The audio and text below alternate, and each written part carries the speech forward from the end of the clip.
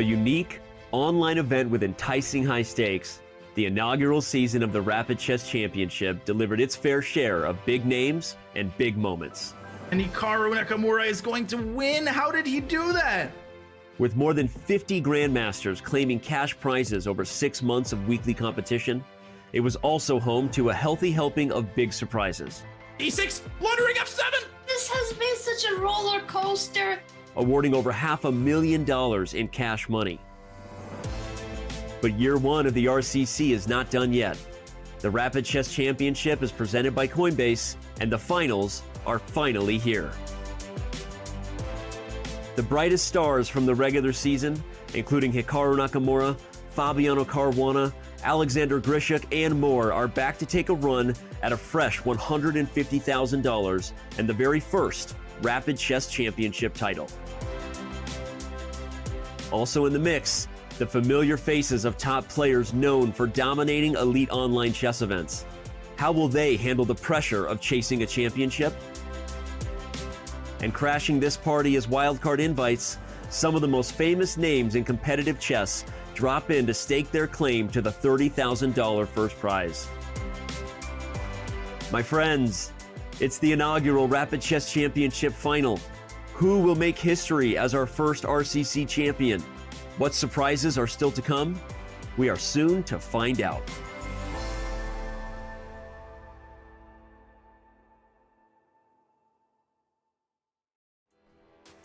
Welcome back to the Rapid Chess Championship Finals presented by Coinbase. I'm Grandmaster Robert Hess. Alongside me today, just like yesterday, my good friend, my co-commentator in crime, Grandmaster Daniel Naroditsky. Danya, yesterday we had some great matches. Today's only going to get better.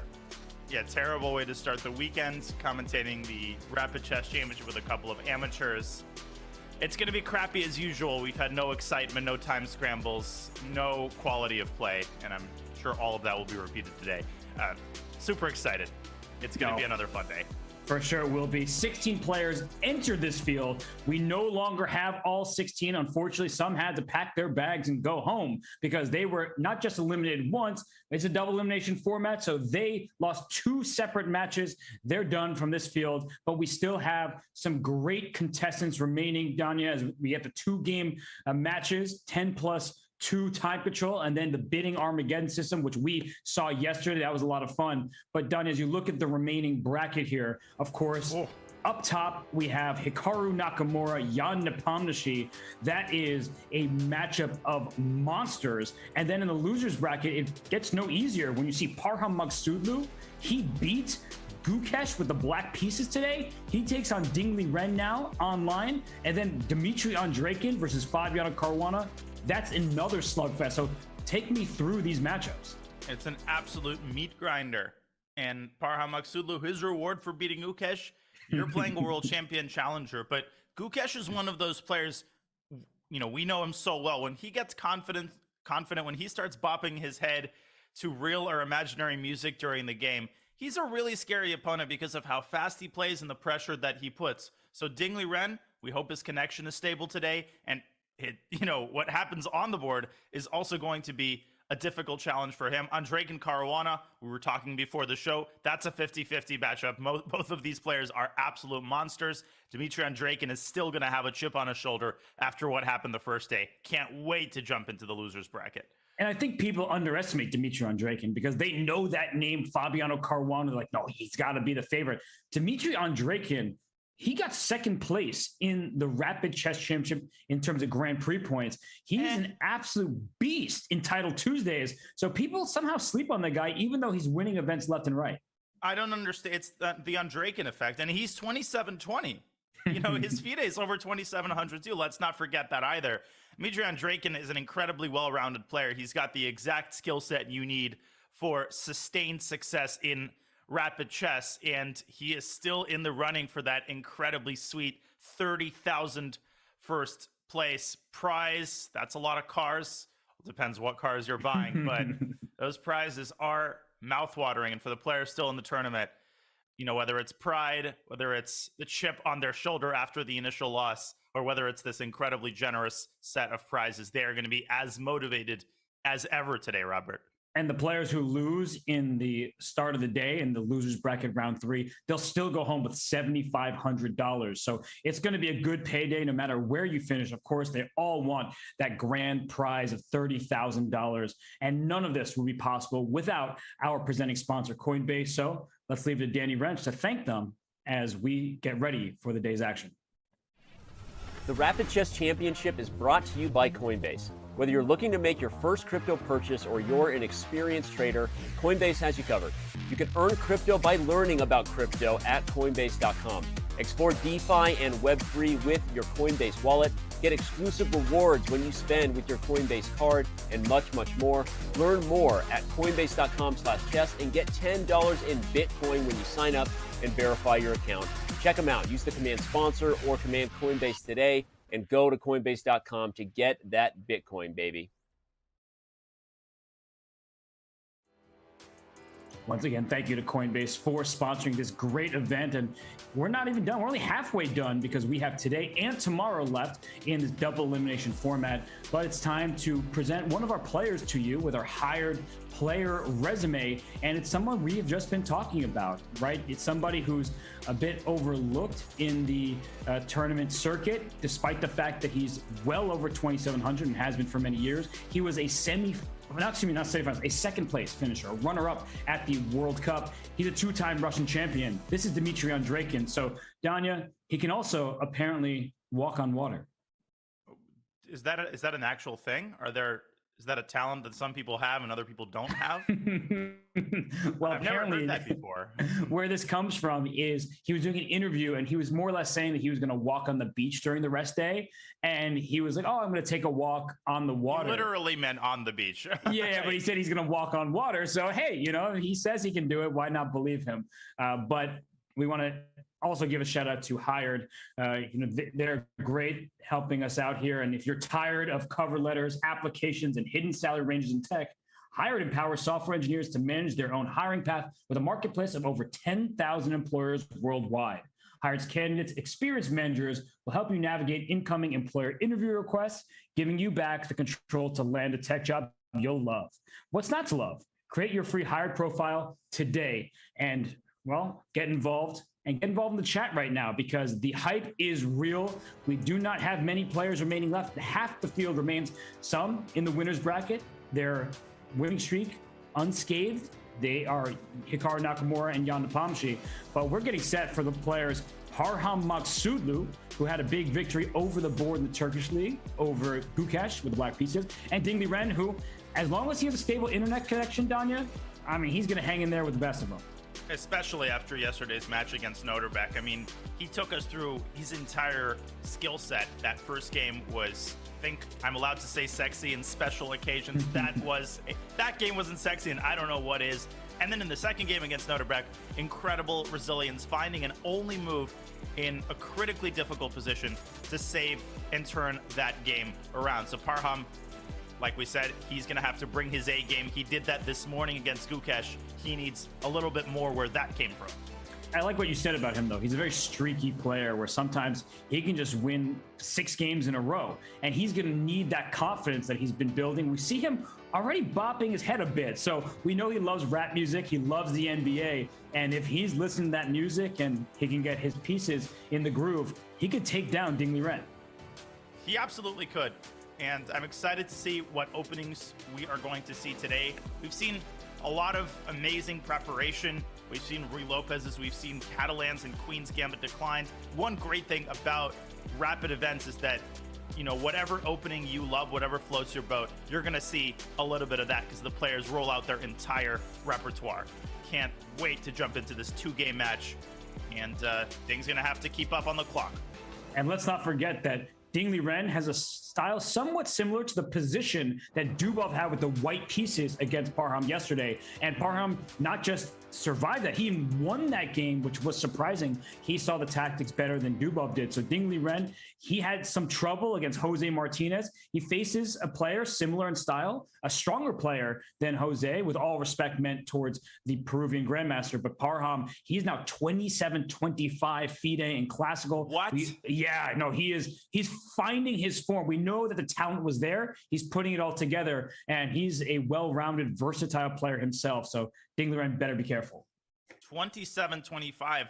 And I was looking, Arjun Aragai's 27-50, and there's a complete takeover of top-level chess by these young players. It's unbelievable, the success that they're experiencing over the board. And that's just making them more confident. That's making them a nightmare pairing in these online events where they have nothing to lose.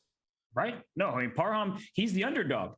If you had a vote here, who would make it through this match? I'm pretty sure people are saying Ding Liren. So Parham knows that. He's got 2 games. He gets the black pieces and the white pieces. And Ding Liren, when his internet is stable, we know how good he is. Let's not forget when he lost by disconnection in round 1, game 1 against Jeffrey Zhang, he was completely winning, and he would have won with the black pieces, and then with the white pieces, good luck beating Ding Liren, unless it's round 1 of the candidates or against Timur Rajabov. But yeah, like, it's just not going to happen. So we see the first moves are underway here between Ding and Parham, and we have a symmetrical English. And Ding sticking to his guns. He's been playing the English pretty religiously online over the board, taking a little bit of time, maybe not expecting a symmetrical English and an early bishop fianchetto. We're going to get a symmetrical structure here, most likely. Yeah, look at this. We have, an A6 move. Yeah, that's catching me a bit off guard, and it's clear that he's setting up for some kind of rook b8, b5 maneuver, but you typically don't see that early, and I would play e3 and d4 very quickly for white. He hasn't brushed his teeth yet. He's already preparing b5. And he follows through on it. I mean, who needs to develop their king side? Who needs to castle? That's what the old generation does. The cool kids, they play on the queen side in the open. And I wonder, Danya, if Ding Liren doing the principled approach with castling kingside, if he would have been better off starting with e3 and d4, because if your opponent is playing on the flank, you should probably strike in the center. He could still do just that, but b5 is coming very quickly, and so he needs to deal with that, and he goes a4 to stop it altogether. And of course, the obvious positional downside of the move a4 is that you are creating a hole on b4. Now, Black's not going to rush to put a knight there, right? If Black puts a knight on b4, congratulations, what is it doing there? But that's a long-term weakness, and it's probably worth the investment that Parham put in. He spent 2 tempi on a6 and rook b8, and what he got in return is a potential outpost for his knight. And Parham with the full 10 minutes, and Ding Liren, he's moving methodically. I'm going to give him credit for that. You know, he doesn't really rush his decisions, and that's why he's able to win long, grind him out end games like he did in the candidates over Jan Krzysztof Duda and Hikaru Nakamura in the last game. But when you're playing a 10-minute plus 2-second increment rapid game, Danya, it feels like maybe he's taking a little bit too much time in the early stages, or do you think that he's right at home? 1 minute for 10 moves, I think he's fine. I think, Parham is such a fast player that with certain players, you cannot measure your time expenditure based on what your opponent is doing. And Parham's a good example of that. Ding Liren just needs to keep himself, over 5 minutes as they enter the middle game. And he's the one who has to make a bunch of decisions here. Another decision, he has to decide whether to play d5 and get into kind of a King's Indian fianchetto type of vibe, or do you keep the tension in the center? Probably he won't take on c5. I'm very happy if I'm Parham in that case. I think Parham has done a great job here. The weakness of the square, Robert, and the fact that the move b3 weakens the long diagonal, I think Parham's pretty happy here. Yeah, he should be. And if Ding is not careful, a bishop g4 will soften up the d4 square. So you want to leave the tension if you're Ding Liren, but it's not entirely clear how you should do that. I think b3 is an okay move, but you better follow it up accurately, because opening up the diagonal, as you mentioned, Danya, that could be a big problem. But at the same time, where else is that dark square bishop going for Ding? I think it should go to a3. Yeah, it probably should, to put pressure on the c5 pawn. And in response to the move d5, I was trying to figure out where Parham wants to put his knight, because in the King's Indian, you normally go to a5, but here he has additional access to the b4 square. But Ding, that doesn't float his boat. He does go b3, and bishop g4 looks like a natural continuation here, trying to put more pressure on the d4 pawn and induce the move d5. Yeah, bishop g4 looks very logical, but there is a clear downside, because if you are not quick in the center, then you're giving up the bishop pair perhaps for nothing. So bishop g4, h3, chop chop on f3. Like, if you're not quickly getting to the d4 pawn, then you just handed white this really lovely light square bishop. Yeah, you might get into a situation like this, and all of a sudden, yeah, wait a second, why do we give away all the light squares? There's some cool tactics that arise if white plays d5 after bishop g4. I think that runs into knight takes d5, and after cd, bishop takes c3, the rook is attacked, and white can't even get 2 pieces for it. So that's out of the question. And Parham, e7, e5. Wow. Not every day you see a move like this in this type of position. No, but it does make sense, and it has some Spanish vibes to it, right? Where you move the knight to a5 and then play c5. You could just do this in one turn. But Danya, the big downside of making this move is that white will have a pawn controlling d4. Black will not have a pawn controlling d5. So oftentimes when you see pawns 2 squares away, like c5 and e5, you look at the square in between, and maybe white can take control of that. Yeah, so DC makes a lot of sense. Maybe Parham wants, maybe he's flirting with some sort of intermediate move such as e4, but then you run the risk of losing that pawn. Right. So I like it. I like the creativity. This is Parham's style. This is him at his best. When he's not afraid to make moves like this, when he's being provocative, and he's forcing Ding to spend loads of time here. I mentioned Ding wants to stay over 5 minutes as they're entering the middle game. They're on move 10, Robert. He already has 6 minutes. I don't like where Ding's clock is going here. Yeah, I was kind of hinting at this before. Parham, he makes everybody seem slow by comparison because he is just so quick in the opening stage, and he's feeling it. He won a game with Black against Gukesh today over the board, classical chess, an important game in the Turkish league, and now he's doing exactly what we said he might, bopping that head around. He's feeling the music. He absolutely is, and he's feeling the music of this position as he puts more pressure on Ding's pawn, forces Ding to make a serious decision here. I mean, the move d5, I think, is the most conservative approach, but with that close center, Black has the stock plan of preparing b7, b5, and if you get that move in, you've got like a King's Indian dream. No, you definitely do, because that rook on b8, it doesn't just want to sit on that square. It wants to push that b5 pawn and open up the file in front of it. So this is a big moment here for Ding. I think he should just chop one of the pawns, play bishop a3, totally, and get his development done with. And he should do that sooner rather than later. Bishop a3. Now, knight b4 is not possible on account of knight takes e5.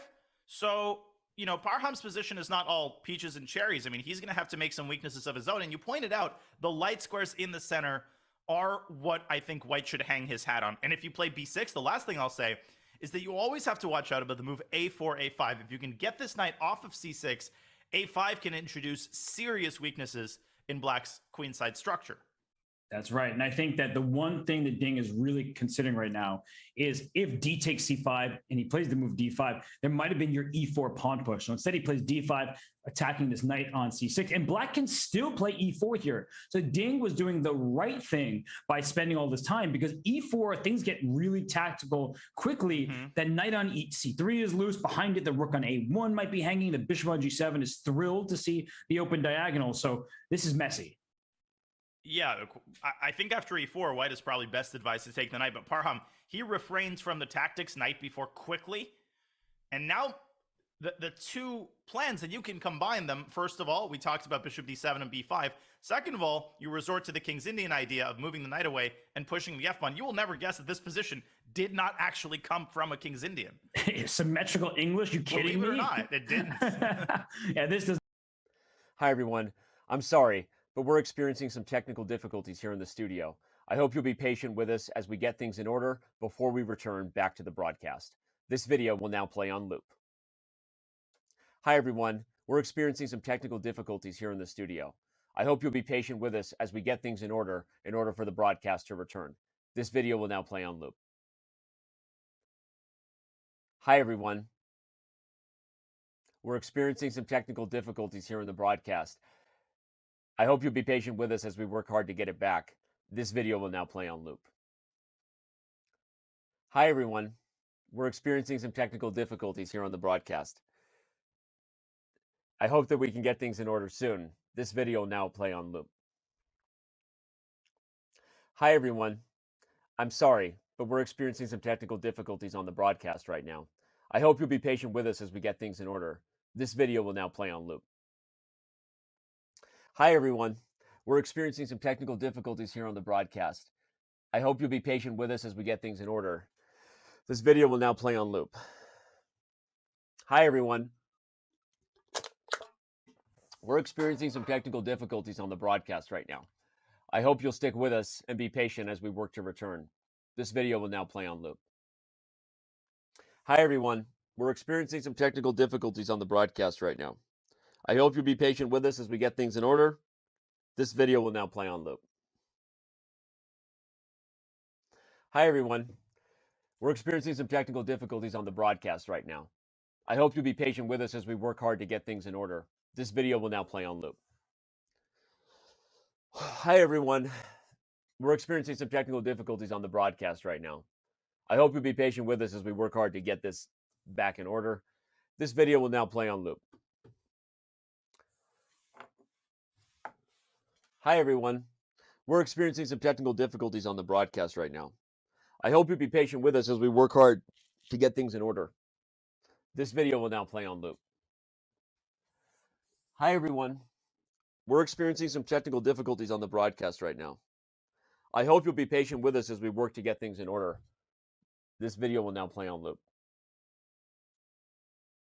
Hi, everyone. We're experiencing some technical difficulties on the broadcast right now. I hope you'll be patient with us as we work hard to get things in order. This video will now play on loop.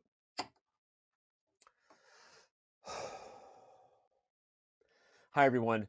I'm sorry, but we're experiencing some technical difficulties here in the studio. I hope you'll be patient with us as we get things in order before we return back to the broadcast. This video will now play on loop. Hi, everyone. We're experiencing some technical difficulties here in the studio. I hope you'll be patient with us as we get things in order for the broadcast to return. Hi, everyone. I'm sorry, but we're experiencing some technical difficulties here in the studio. I hope you'll be patient with us as we get things in order before we return back to the broadcast.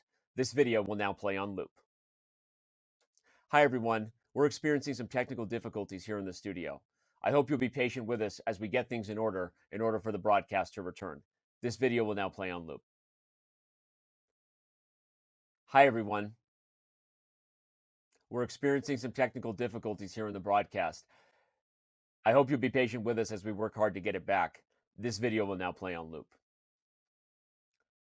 Hi, everyone. We're experiencing some technical difficulties here on the broadcast. I hope that we can get things in order soon. This video will now play on loop. Instead, white is on the verge of being able to play e5. Parham has to stop that, Robert, because if e5 comes in favorable conditions for white, this could end up being losing in 2 seconds. Well, speaking of losing in 2 seconds, we have to go to the other game because it wasn't that exciting before. But now, all of a sudden, Dmitry Andreikin completely winning against Fabiano Caruana. Whoa, whoa, whoa, whoa. Is he up a piece or am I miscounting? No, you're counting correctly. And he's about to be up 2 pieces. He's going to play f5 and slam through on the king side. Holy cannoli. I mean, this happened in a hurry because if you go back just to move 16 quickly, that this knight, after knight f6 for black, the knight went to h4. And all of a sudden there was the threat of knight f5 and pawn f4. And Fabiano could not find a good way to deal with both those threats. Just storming the barricades. This is a classic idea. You have 2 pawns attacking e5. Fabi is forced to take, and there's a Forkovich. Now, black technically, Robert, has 3 pawns for the piece, but that's a moot point because on top of the extra piece, white has a devastating kingside initiative. f5 here, and I think black can essentially resign. Yeah, the bishop on g4 is loose in addition to white trying to pry open the kingside because if you play g5 and then the knight moved back, maybe black would have some chances, but unfortunately the bishop is just hanging on g4. That's a second minor piece you're dropping, of course, against Dmitry Andreikin. You have no chance. You have a spite check on c5, doesn't do anything. The move bishop h3 runs into f takes g6. And, I mean, black's king is going to get put through the meat grinder. An unfortunate start for Fabiano Caruana because defeating Dmitry Andreikin on demand. Jeffrey Zhang managed that yesterday, but his task is going to be cut out for him. He's going to have to pull another Alexei Sarana. Yes, and we were talking about Dmitry Andreikin, right? We were saying that somehow he's underestimated, and yet here he comes. He is just going for Fabiano Caruana. He's not scared of anybody on this planet, and he is showing that right now. And it looks like one of the players might have dropped off camera. I think that was Fabiano. So hopefully he gets reconnected, although maybe he just wants to disconnect from this game, lose on time. He's looking for his minor piece. He's looking for his missing minor piece. Where did my knight go? Well, we'll go back to the other game since this one is pretty much over. But the one between Dingley Ren and Parham also is about to be over. Look at that pass pawn on d5. It's even material here, but that's like a +4 and change evaluation because it's a clear pass pawn. The bishop on h5. Watch out for that, though, Danya. I think that this is where viewers can be misled, where they say it's obviously winning for white, but if you're not careful and you allow that bishop to d1 at the wrong moment, all of a sudden black could get counterplay. Yeah, black's just going to make shawarma out of these pawns, and for that reason, Ding has to operate very precisely on the queen side. Precise and Ding, those two words usually don't go in the same sentence, but somehow here they are. And Parham, one last attempt. He opens the G file, but he's a day late. And shall I say, a Turkish lira short.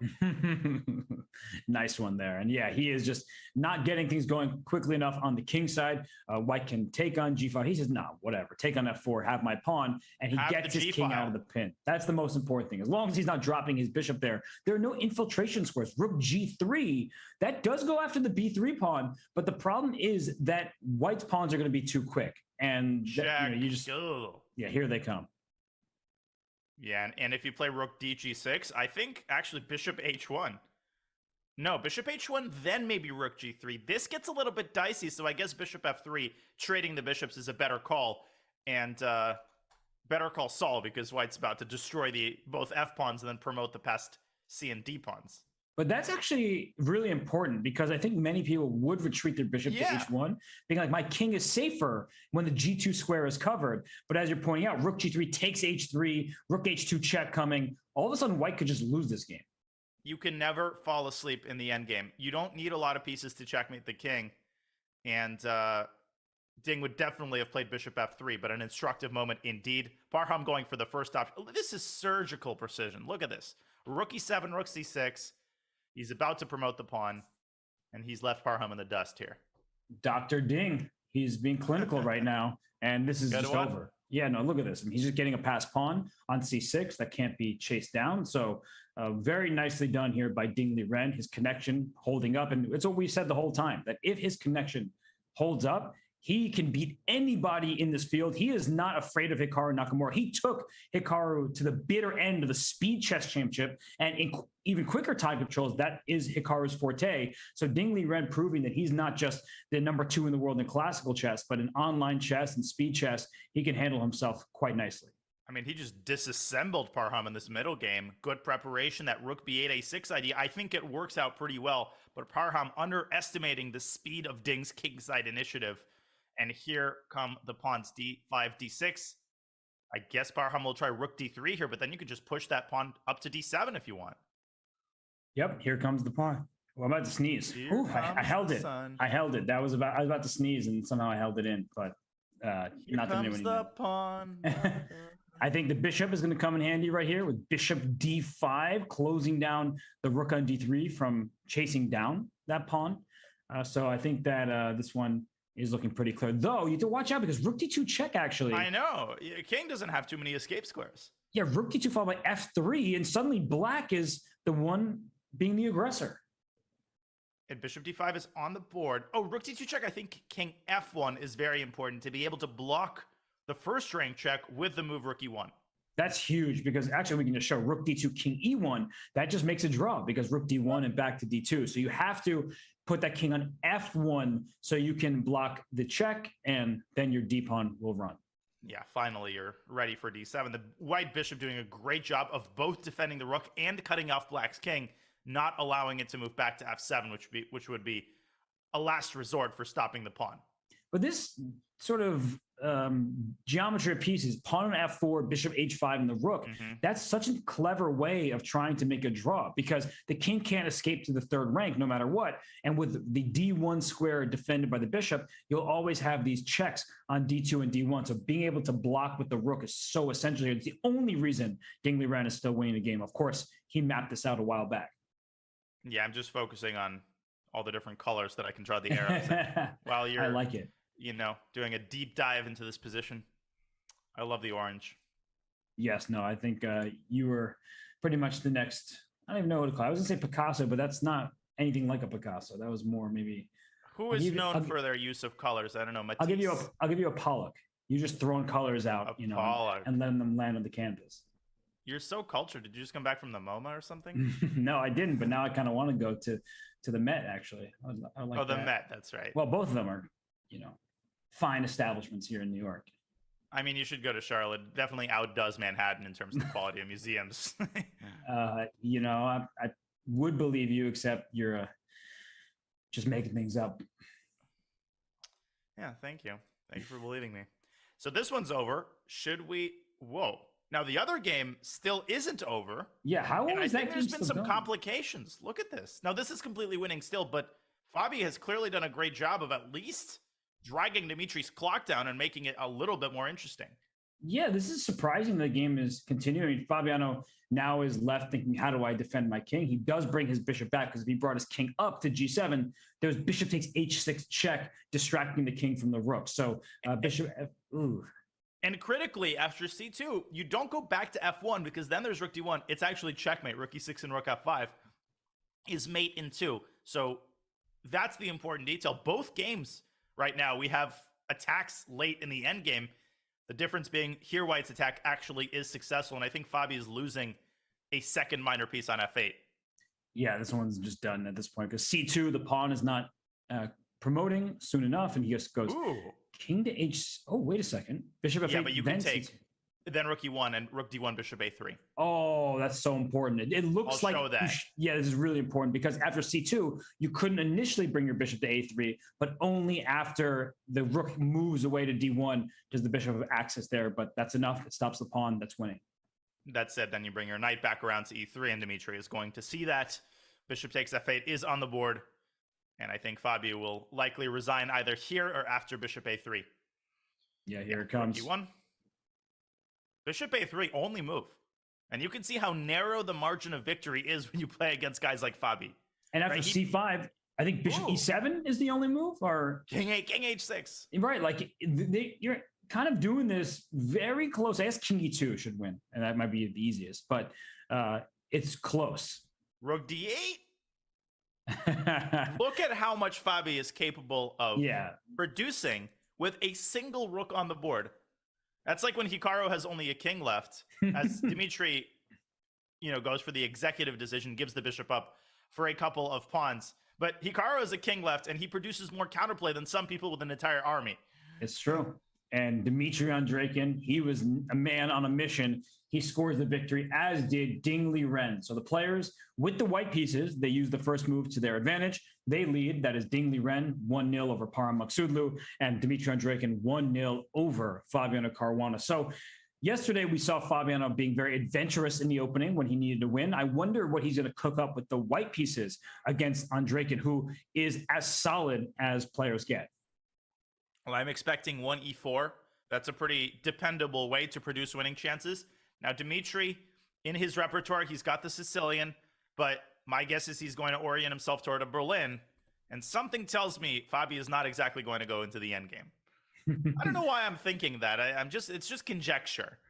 I think that there are certain times you go for that, especially because most people avoid the Berlin endgame. So going into it can really test your opponent's, like not just knowledge in terms of memorized preparation, but understanding. Because if you haven't looked at something in a while, you can't rely on the memory bank. You have to come up with the moves over the board. So I feel like it's not going to happen. I agree with you, Danya, but sometimes it's good to test your opponent in those waters. For sure. It reminds me of this game I played against Grandmaster Sergei Azarov, who should be a familiar name. Also played in the RCC a couple of times. We were playing a couple years ago. Now, I've never played the Berlin endgame in my life, but as I'm preparing for the game, I'm noticing that against the move knight f6, he always plays d3, right? He doesn't go into the endgame.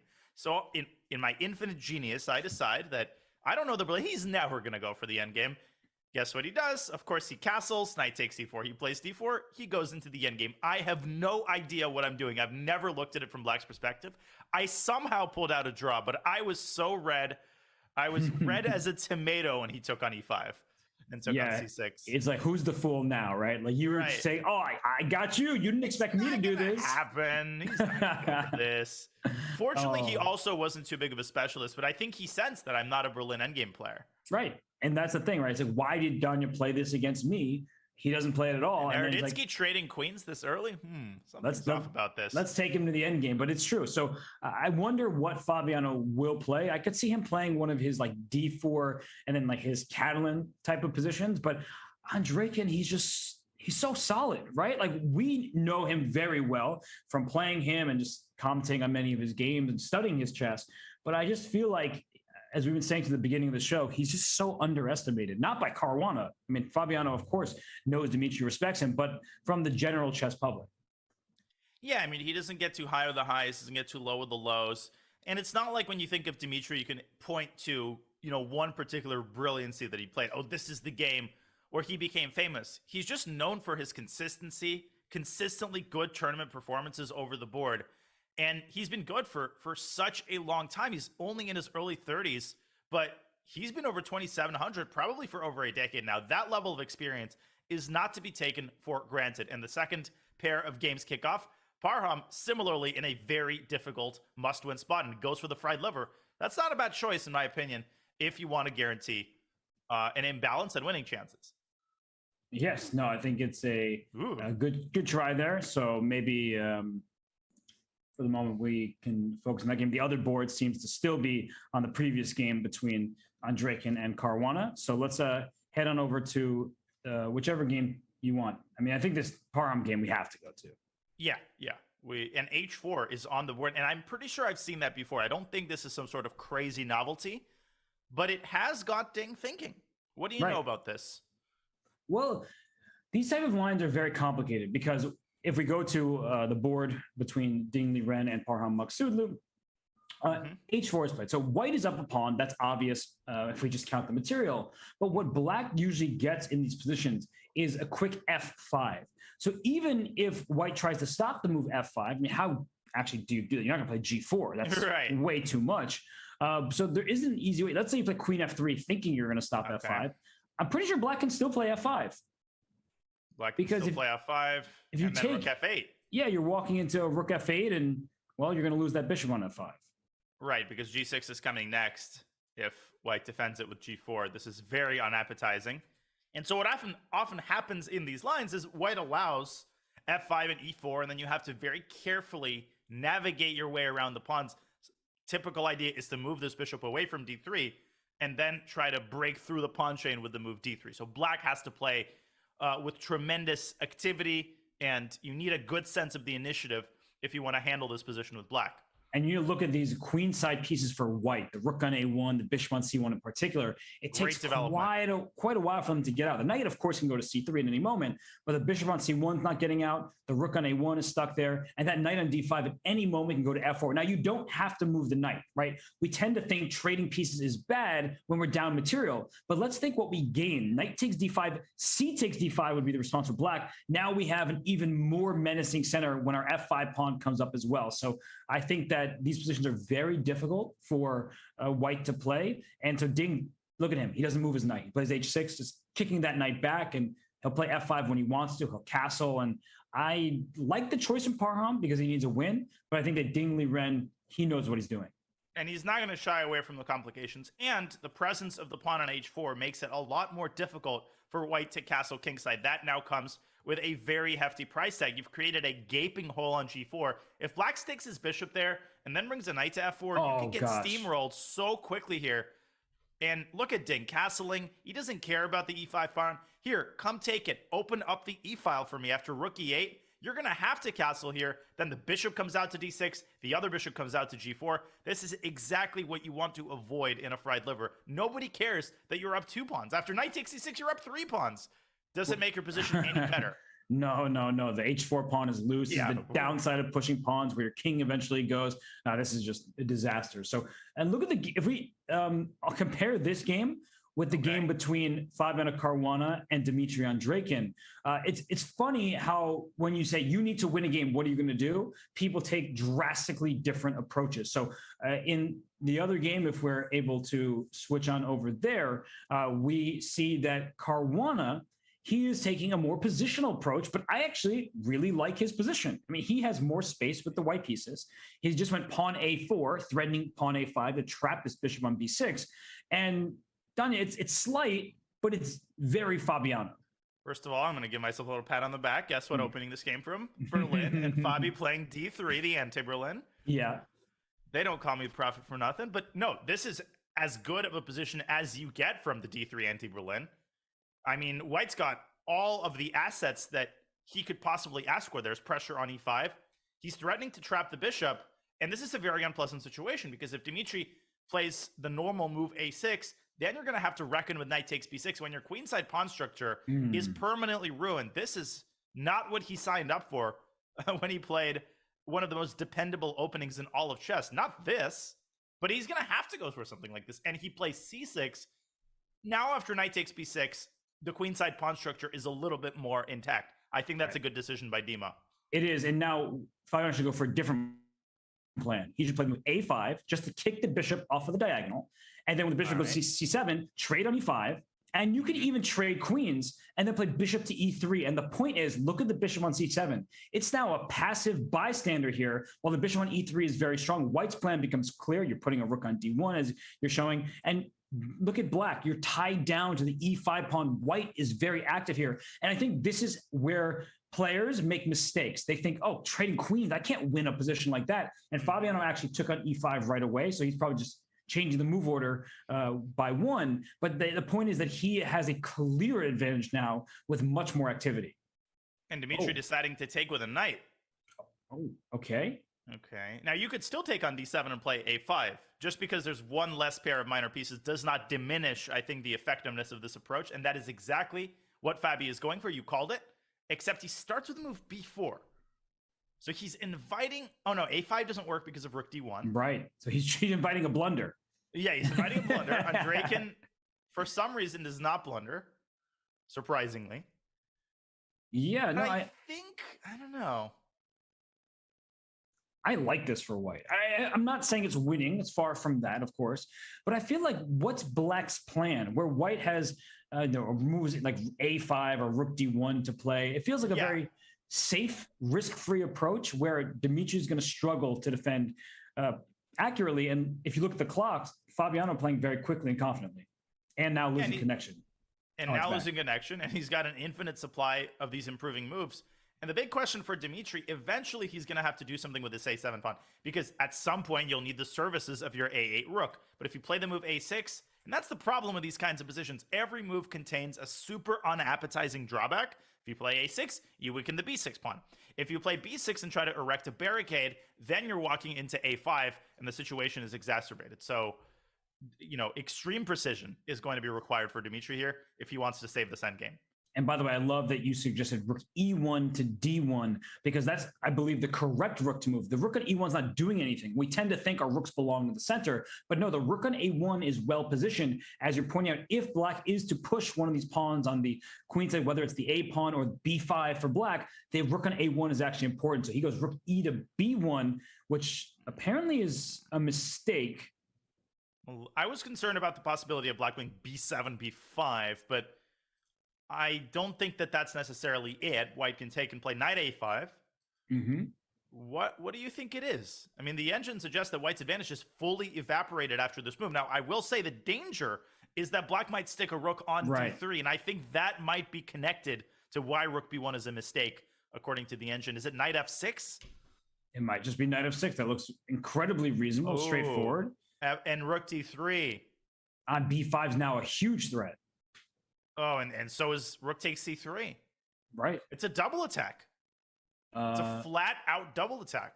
I think Dimitri believed him, though. Look at that. He went king f8. He said, okay, I'm just going to bring my king to the center. It's the end game. That's the principled approach. But that gives Fabiano the correct amount of time where he can play b5 himself as White, and then he's threatening to open up the b file and land a rook on b7, or he can sort of correct by playing f3 or rook to d1, something like that. I mean, the advantage is going to last, so I think that maybe we can, trust Fabiano to press for a while and trust Andreykin to do his best to put up sturdy defense. Let's go back to the other game, just because I see that Parham's king is sitting there on F1. And his material advantage is still at, I'm still counting, it's at 2 pawns. But Black's compensation is so visually apparent here. Yeah, I think we should frame it this way, Danya, that White has 2 pawns of compensation for his lack of development. For a terrible king, yeah. It's the other way around. Yeah, no, this is overwhelming. I mean, the other rook's coming to E8. The sad thing is that if White plays bishop D3, the rook doesn't even have to move from E4 because of that darn bishop on G4. How is Parham going to untangle? The knight on A5 is just salivating at the prospect of dropping in for a visit on C4. Black's got everything you could ask for from a fried liver. And if Parham is down 90 seconds on the clock, it's the same with Nepo. If Nepo's down on the clock, a pretty dependable sign that he's deeply uncomfortable with his position. B3 on the board, and the eval bar hated it. And Dingley Ren, I mean, he is like pre-moving at this point. It's like rook A to E8. Now the bishop comes to E3. So this is the moment where you need to play accurately for Black, because it looks very promising. The white king on F1 is never going to be safe. And as you point out, bishop F4, to my eyes, looks like a fantastic move. And, not according to the eval bar's eyes. Yeah, but I wonder why. Maybe it just takes. Wow, that's... Oh, and if rook takes E2, which I was hoping for, White is bishop E5 intercepting the rooks. Well, that's clutch. That's actually one of those really clutch moves that you can rely on to survive. So he went knight C6 and C3 now. And my eyes are looking at bishop F4. I'm also thinking about the exchange sack. Rook takes E3. I don't know if it lands me enough, but it does feel like one of those positions where you just start throwing everything. In fact, like what Rajabov did to Dingley Ren. No, this is completely winning, actually. I mean, look at the dark squares. C3 is falling. If Black was down a rook here rather than exchange, the position would be unclear. Right. But with all of the services of the minor pieces, this is, just look at this. I mean, White cannot move. Queen D2, bishop F4, sending the queen back. The king has no safe haven. The knight's coming into G3. I think Ding's going for this. Yes, and I mean, Parham, he needed to play something risky, adventurous, to have any hope of defeating the ultra-solid Dingley Ren. But that's the thing about Dingley Ren. People think, oh, he's just this positional mastermind who'll squeeze you, and he doesn't want any tactics. He's fine in tactical positions, right? He actually enjoys them quite a lot. And his candidates in 2016, he had this crazy game against Alexander Grishuk. I remember that, where they're like just throwing all the pieces at each other. So you don't get to 2800 by accident. You don't get to 2800 by only playing one style. He is versatile, and he is an unbelievable player. So he's doing really well right now against Parham. That's a great point, and it really flies in the face of a lot of people who like to label players and say, well, this guy doesn't like these types of positions. Like you're saying, everybody has a universal style. Dingley Ren knows how to sacrifice pieces. Trust us. Yes. By the way, on the other board, while Dingley Ren is calculating his decision here, on the other one, look at what Fabiano Caruana is doing to Dmitry Andreikin. This is Andreikin's worst nightmare, because Fabiano sort of accomplished everything he could possibly dream of. Oh my goodness, he's got the A file. The bishop is worse than it's ever been. The D5 square, the D4 square is protected. Yes. This is ugly to look at. And the big problem for Black, like looking at this, is knight takes B6 would be the move to try to solve your problems. If White takes on B6, well, you of course are seeing the correct move. I'm but itching to play. Yeah, right. But if White takes on B6 with a knight, you'll see the evaluation going down quite a lot, because yes, Black's bishop is passive, but White doesn't really have an easy way to take advantage of that passivity. There's nothing to attack or attack with. But the problem, as you were highlighting, was rook takes A7. Give me that pawn. Your bishop is loose on C7. And on top of that, the rook is rampaging through the ranks. You have a pass B pawn. That's out of the question. So Dmitry taking the pawn. This is getting worse and worse and worse. He's pushed to the last couple of squares. Fabi just needs to find that last finishing blow. And which can be hard. Very true. But you know how we talk about pawns 2 squares apart, like C5 and E5? White has this D5 square to use at some point to be a turnstile. And White's pawn structure is actually quite nice, because when his knight goes to E6, sorry. That's not fair. Yeah, where exactly are you going? The answer is absolutely nowhere. That's not fair. Look at this. The white pawns. It's like It's like when they used to bury vampires and they'd put spikes around the grave, so that the vampire would get impaled when he rose. That's like that knight on e6. Count Dracula, Transylvania is closed. Yeah, no, this is brutal right now because like white can just push. Like white can play h4, push some pawns there, as you're indicating, move the bishop, play knight e3, knight d5. The problem though is when you're left with too many appealing options, you kind of just choose one at random. Not Fabiano won't do that, but sometimes players do that, and then they pick the wrong one, and the advantage just dissipates. So here, Fabiano's expanding. He's saying knight on e6. You have precisely 0 places to go to, at least not hopping forward. Yeah, this is such a Russian schoolboy kind of move. But I think it's time to get down to business. You really want your c4 knight to migrate to d5, and I think moving the bishop out of the way makes a lot of sense here. Bishop d2, or you could continue being patient. But there goes Fabi. Yeah, what does black even do here, right? Like rook d7. Okay, what are you gonna do? Like bishop d8 next? You can't even do that. Your e5 pawn is loose.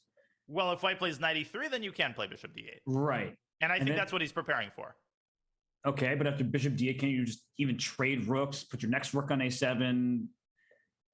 Hey, I hate black's position as much as the next guy over. I'm no staunch defender of what Dimitri's doing here. It was funny because you're like, dude, why are you coming at me like that? I'm not playing this game. Yeah, no. I don't like black's position either. The problem for black is every single of white's pieces is better than black's, right? Like the rook on b8 is worse than the rook on a1 that's about to land on a7.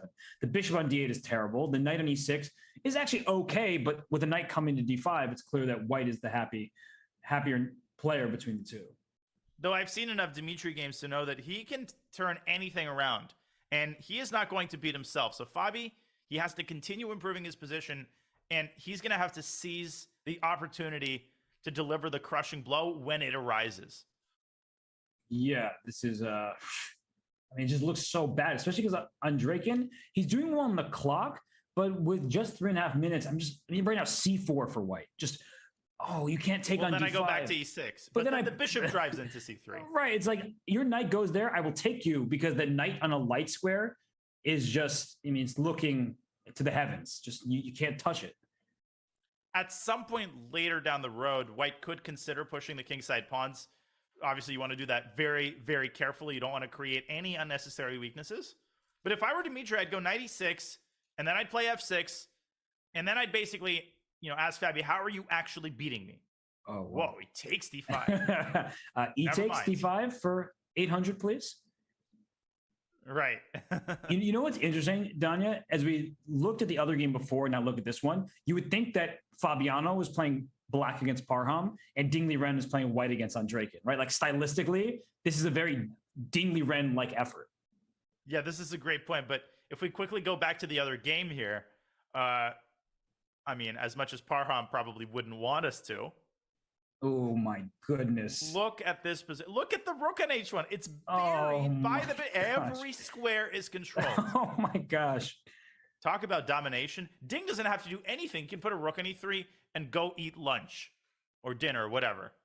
This is one of the most horrific positions Parham's probably ever seen. He doesn't want to look at this position. He knows he has to try, but he's ready to resign for sure. No, to win this, knight takes d4, and I think he will resign. Oh gosh, the knight can come to c2 and just hop everywhere. You can drive the pawn into f4 if you want to tighten the screws in even further. You can still play knight c2. Yeah, exactly. In such positions, it is impossible to stop the winning side from doing anything. Like, whatever you want. Even after knight takes b3, black is probably winning. It might be, seriously. That's how bad white's position. Also, black has 2 minor pieces for a rook, and that rook on h1 isn't really a rook. So yeah, this is painful to look at. No, this is over. Ding is greatly enjoying himself, trust me. He's savoring every moment here. You don't get a position like this every day against someone of Parham's caliber. No, you don't. And Parham had a great day over the board, but his online day is not being so friendly to him. But, he had a great event. He won 2 matches yesterday against Grishuk and Dubov. So just to be here was a huge accomplishment, especially because game 1 against Grishuk, he was completely lost in the end game if Grishuk found that one knight move to win the game. Totally. He can hold us head up high, no question about it. No shame in losing to a world champion challenger. Right. So why don't we go to the game between Fabiano and Andrakin, just because that one actually has a little bit more. They drew. They drew. That's a pity draw offer, but it wins the match, Yeah. so who cares? Yep. And you better take this draw, says Ding. Okay, here we go. Here's the other game. And we have that pawn on d5. So last we checked, Dimitri had taken on d5. And Fabi pushing his kings. I mentioned that you've got to be very careful when you do this. Did he choose the wrong moment for the move f4? Apparently he did. If so, why? Is it because of e takes f4 on g5? That would be my first. I mean, okay, so we're biased by the eval bar. Like, if I were thinking about this, right, I'm thinking, what is Black trying to accomplish? Pushing those pawns to the king side, 100%. Maybe like slithering in with the king. Okay, well, look, Dimitri doesn't have the eval bar, so he doesn't know what mistakes are happening. But White can now play f5, and then the e4 pawn has to be a goner. And I think Dimitri is hanging his hat on the move g6 with the idea, of course, of connecting the f and e pawn. So there clearly is a flaw with that. And I wonder what it is. f5, g6. What is maybe the crushing blow? I mean, it takes in bishop f4 or something. Yeah, the king's coming up to e3 anyway. And just domination. Yeah, it feels like something's going to give. Even an exchange sack on d8 is not totally out of the question. You know where okay, you just came up with a beautiful line for me. Thank you. FG, bishop f4. Okay. Like f5, d6, whatever. King, just move your king somewhere random. King h7. No, h7. Go the other way. h7. Okay. Rook c8. King g6. Rook c7. Oh, that's lovely. Because like absolutely lovely. If you take pawn takes, and you can't stop me from promoting. And the bishop on f4, so pretty the way White's pieces are arranged here. Now, one way or another, something like this is going to happen. Only thing that worries me, Fabi down to 36 seconds. He's got to move. He has to stay over 15 seconds just because anything can happen. You see, he went to 1 bar of connection. So that's his biggest problem right now. No. That's really bad. Yeah, he's got to keep a stable connection. Bishop f4 played. Okay. The problem is Black's in Zugzwang, right? Yeah, I mean, there's just nothing to do. I mean, Dimitri can play f5. And then after king e3, what's your... King f7. You can toggle between f7 and g6 at a minimum. So maybe the winning idea for White is like a bishop g5 at some point to trade off the bishops and win the b6 pawn. Yeah, and I was also thinking about bringing your rook to c6, but the last thing you want is to allow Black's rook to occupy the a file. So right. And he does play rook c8. Let's see how he follows up on this. Bishop g5, I like your idea. Maybe bring the king up to e3 first. Whoa. Bishop b8. Oh, he's taking away the a7 square. And bishop c7. Could that be his idea? Okay, but not when the king is this close, I don't think. Although that is very appealing. Maybe he's trying to king e3, king f4, and just win the pawns. Yeah, that's also... But then... Oh, no. What am I saying? I thought Black had rook takes b8 and bishop c7, but rooks don't move like that. Last I checked. That would be a clever. That's like the Sarah one pieces, that move like multiple. The hawk or whatever, yeah. Okay, but Fabiano has no connection. I see. Okay, now it's back. Are you seeing this? Like it goes to the red. And now Dimitri dropping down to 3 bars. Oh my gosh! But Fabiano's down to 1 bar. He says it offline. Oh, Dimitri should move, but that would be such a terrible way to win. But I mean, not his fault. He's down to 1 bar again. No, and Dimitri made a move. He's down to 12 seconds. Oh, he's got to move. He's disconnected. He doesn't know. No. Wow, that is absolutely tragic. Terrible. This is horrible. He's back. He's down to 4 seconds. He's got to move. 2, back. 1, move. He's gone. He's gone. Oh my goodness. No. Oh. Terrible. And Dimitri's not going to be happy winning a game like this. But again, it's not his fault. No, it's not his fault at all. He was putting up the best defense he could, and if it's the internet pull the plug defense, hey, that works too. It's not Dimitri's fault. You hate to see that. I mean, what is there to say besides Fabiano was winning and he outplayed Dimitri? There should be an Armageddon match, but that's terrible. It's terrible for everybody. It's terrible for the event, but it's nobody in particular's fault except you got to have good internet connection. Yeah, c'est la vie. And you're right. What makes this especially unpleasant is the fact that Fabi just played a brilliant positional game. And it was textbook. Dimitri Andreykin doesn't get outplayed like that every day. And just a sad end to what would have been an amazing on-demand win. Wow. Well, I think we're going to take a quick breather, but the players who remain, Dimitri Andreykin and Ding Liren, they don't get much of a break, because when we return in a few minutes, we will see Ding Liren take on Wesley So and Dimitri Andreykin take on Vladimir Fedoseev. So more from the Rapid Chess Championship Finals presented by Coinbase in just a few minutes.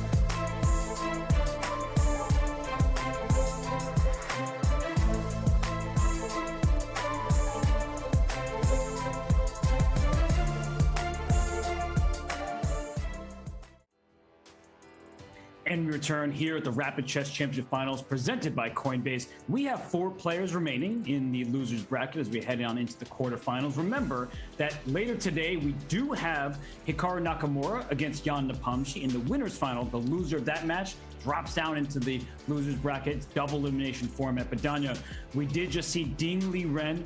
He is in form right now. He's looking like he can contend for first place in this tournament. He's playing better and better. You might remember he started with a very rocky match against Jeffrey Zhang, but ever since then, he's been playing masterpiece after masterpiece yesterday and now today, just disassembling Parham Maghsoodloo like that. Not an easy task, and he gave a pity draw in the second game, but he's winning that 100 times out of 100. Ding is in a great spot, and he's just a force to be reckoned with. He is indeed, but Wesley, so he had a bad showing against Hikaru Nakamura yesterday, but we know how pinpoint precise he can be. So this is actually a matchup of very precise technical players for the most part. And then as we see, it's Fedoseev versus Andreikin. Those TBDs, they have names. We know who they are, but don't worry, everybody. The matchups will be great. And I do want to make a comment about this very quickly. I spoke to Fabiano just now during the break. He has had shaky internet connection. It's not chess.com's fault. I know people love to blame them. I love to blame chess.com for things all the time. But I spoke to Fabiano. His internet connection has been shaky all day. He understands. He is not upset. So please stop your bickering in the chat, and I will continue to ignore you. So don't worry, everybody. But Danya, in all seriousness, we have some great matches coming up next. Wesley and Ding Liren. We've got Andreikin and Vladimir Fedoseev, the big fish. So it's going to be a fun time as we head to the next round here in the losers bracket. Big Fish 1995. I'm super excited for our 2 games, and Wesley, he's going to have to put the memory of that second game against Hikaru Nakamura behind him, because what often happens, you get this sour taste in your mouth. You start doubting yourself. Am I in bad form this tournament? What's going on with me? But Wesley, he's so level-headed. He's so calm. I'm expecting a full-strength showing for him against Ding Liren. And for Andreikin, I mean, he did win that first game nicely. So as much as everyone wants to talk about the disconnection, he still deserves to be where he is, right? He would have had an Armageddon game to settle things. Andreikin, he played a really great, just decisive attacking game against Caruana. And for Fedoseev, he's coming off a loss. So even though he's falling down from the winners bracket, his last match, his only match yesterday, Danya, that was a defeat. So maybe he's feeling a little shaky himself. I have a pun for you before the games begin, just to set the stage, set the right kind of mood. Are you ready to hear it? What do you say? What did Dimitri's wife say when he came home with a big paycheck? You're Andreikin it in. Producer, can you take me off camera, please? I need to really. It was so smooth. I didn't even have to alter his last name. It was organic. That was really just rough. Yeah, when we're still on. I guess I'll stick to commentating. I got removed. My career as a stand-up comedian is a non-starter, sadly. Yeah, I think we're gonna have to punch you from the broadcast. Well, I don't have a very supportive circle of friends, unfortunately. That's the first prerequisite. Well, this game in the books. Next game starting right now. So we do have the game between Ding Liren and Wesley So just getting underway here, and the other match is about to begin as well. But no surprises, Danya. We have an Italian game. And the big question, I guess, is where Wesley will put his knight. Well, there's our answer. Yesterday against Hikaru, he went for, am I remembering correctly? He went for the fashionable knight c3. This time, going for the more traditional setup with the pawn coming to c3, and Ding playing what absolutely everybody is playing now, a7, a5. And part of the reason everyone's playing it is because of Ding Liren. He enjoys these lines, and you're showing with arrows. He's doing just this. The queen comes to a7, often just to put pressure on f2, forcing white to play bishop e3. And it's such a weird dynamic, right? Who wants to put their queen in the corner? But the queen's actually very well positioned on a7 because white isn't in time to launch a huge attack on the king side. And this is, I believe, called the Rubinstein maneuver, named after Akiba Rubinstein, one of these sort of earliest positional players. He put together this maneuver, executed it against David Yanofsky in a game from the early 1900s. Imagine how Yanofsky's mind must have been blown when the guy goes queen d8, B8, A7, and then he put it on C5 for a completely different reason. But now we barely bat an eye when we see this. I'm going to be honest. I'm proud of you for getting a Yanofsky reference into this broadcast. So that's a job well done there, Danya. Knowing his chess my history. Boy. David, good old Dave Yanofsky. Big Sasha Yanofsky. Well, this is a moment where Wesley, he's going in the think tank. So Ding Liren, well prepared. Wesley choosing his beloved Italian, and then sitting and thinking, just trying to figure out exactly this. Is it the right time to push in the center? And he says, yes, the E4 pawn is loose. You knew exactly where I was going with this, but the E5 pawn will also become a target. I don't think this is the biggest deal from Black's perspective. Bishop D3 can be met by D5 potentially. So it's a really interesting dynamic. Yeah, D5, you could already have various tactics. Knight takes D5, but then maybe some sort of desperado sack with knight takes F2. Before you know it, you've got all sorts of fireworks in the center. And Ding Liren, he never shies away from these complications. He believes in himself. He doesn't care if it's prep, if it's schmep. He's going to go for the principled line. And that's what makes him so fun to watch. There he goes. So bishop D3 and just knight back to F6. See, yeah. This looks iffy, right? You have the doubled pawns. He just says, whatever. Now it's protected pawn. So from G7 to G5, you have connected pieces, protected pieces, and he's claiming the open F file can be good for him. Yeah, the open F file, the fact that he has a bishop in the open board, the fact that his rook is quickly coming to D8, and that queen on A7 is just sniping at the F2 pawn, keeping the knight on E3 at bay. So optically, White's position does look very impressive. You've got this knight on E5. You can put it on G6, but Black will just say, congratulations, that knight is a paper tiger. And look at Wesley. So he's opening up the queen's diagonal, but only for a moment, because the knight that was on E3, it was kind of controlled by the bishop on E6. So now the knight discovered double check. Yes, we win. Right, I resign. Sorry, go on. You know, if you're playing 3 checks, I have a question. Does double check count as 2?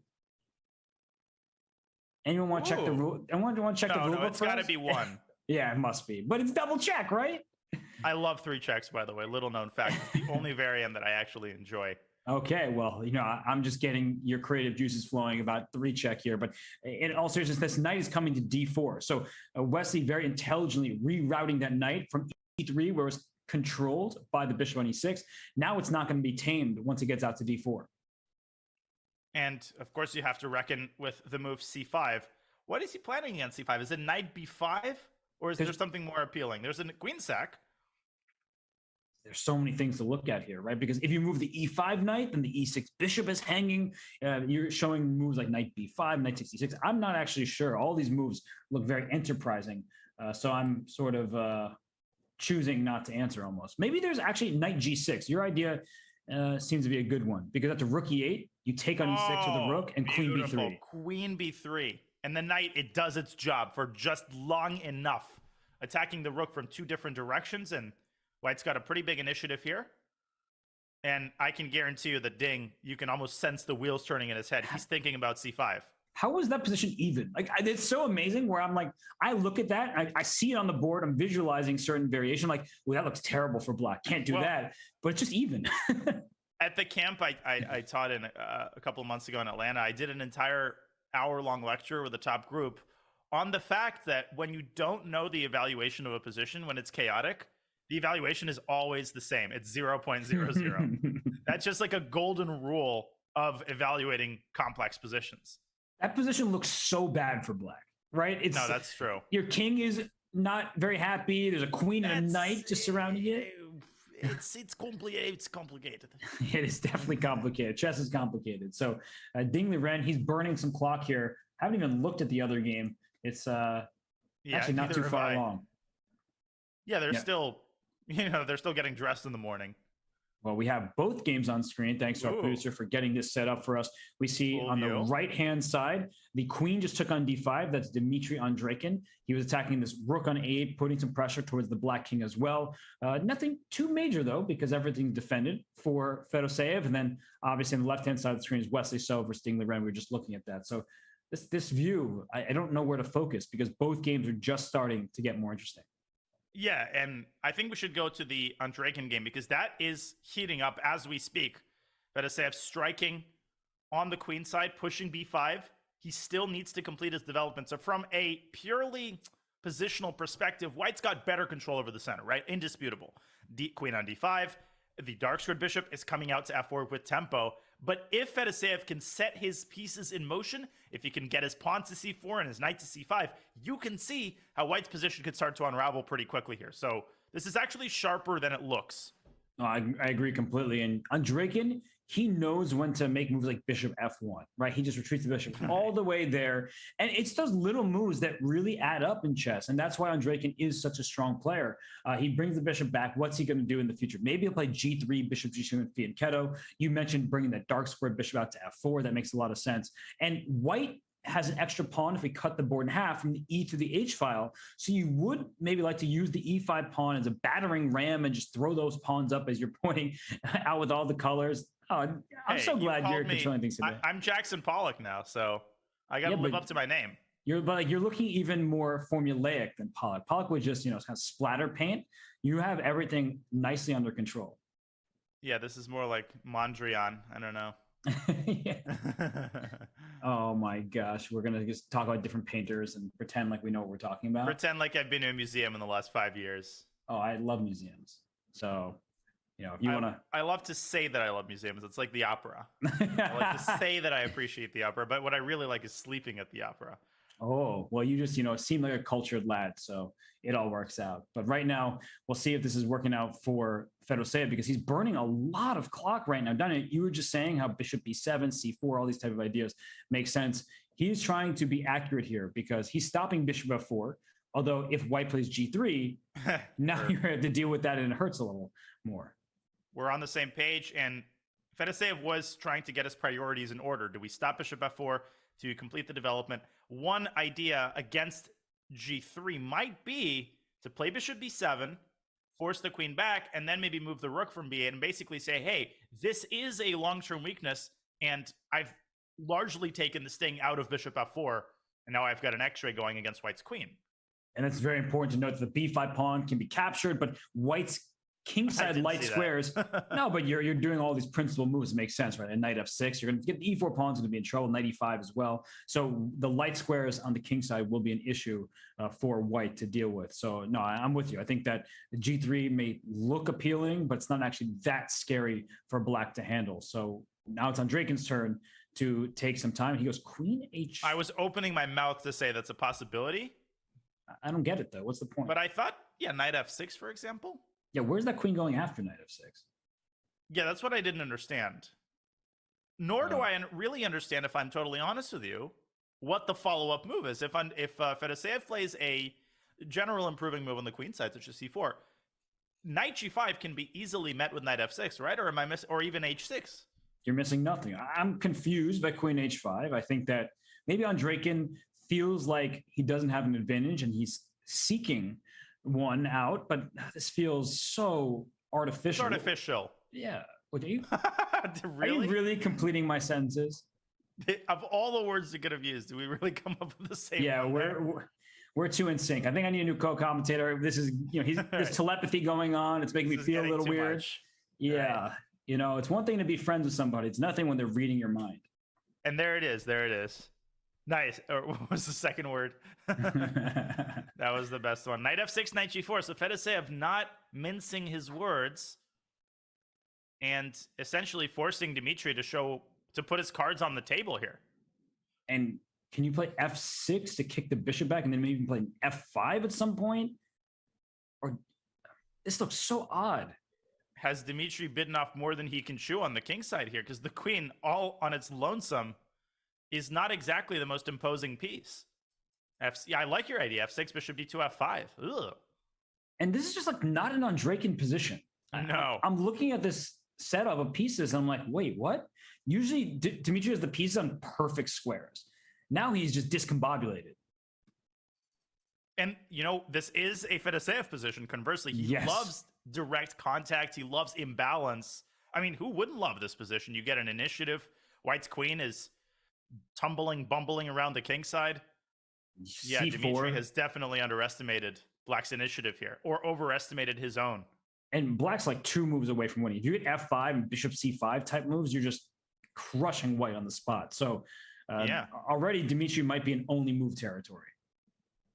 No, he is. And another issue, if you play queen g3 and say, let's bail out, no, you're not, because of bishop e7 to d6, and then moving on to c5.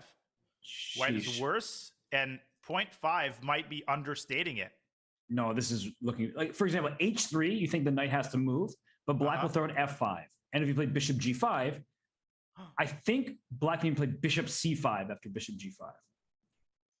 Oh, that's so cool. Bishop c5, hg, fg, and the knight cannot really move because of, there's g3, there's bishop takes f2 check. Ugh. This is a disaster in the making. Horrible. It looks not quite as bad as I would assume, but it's very bad for white.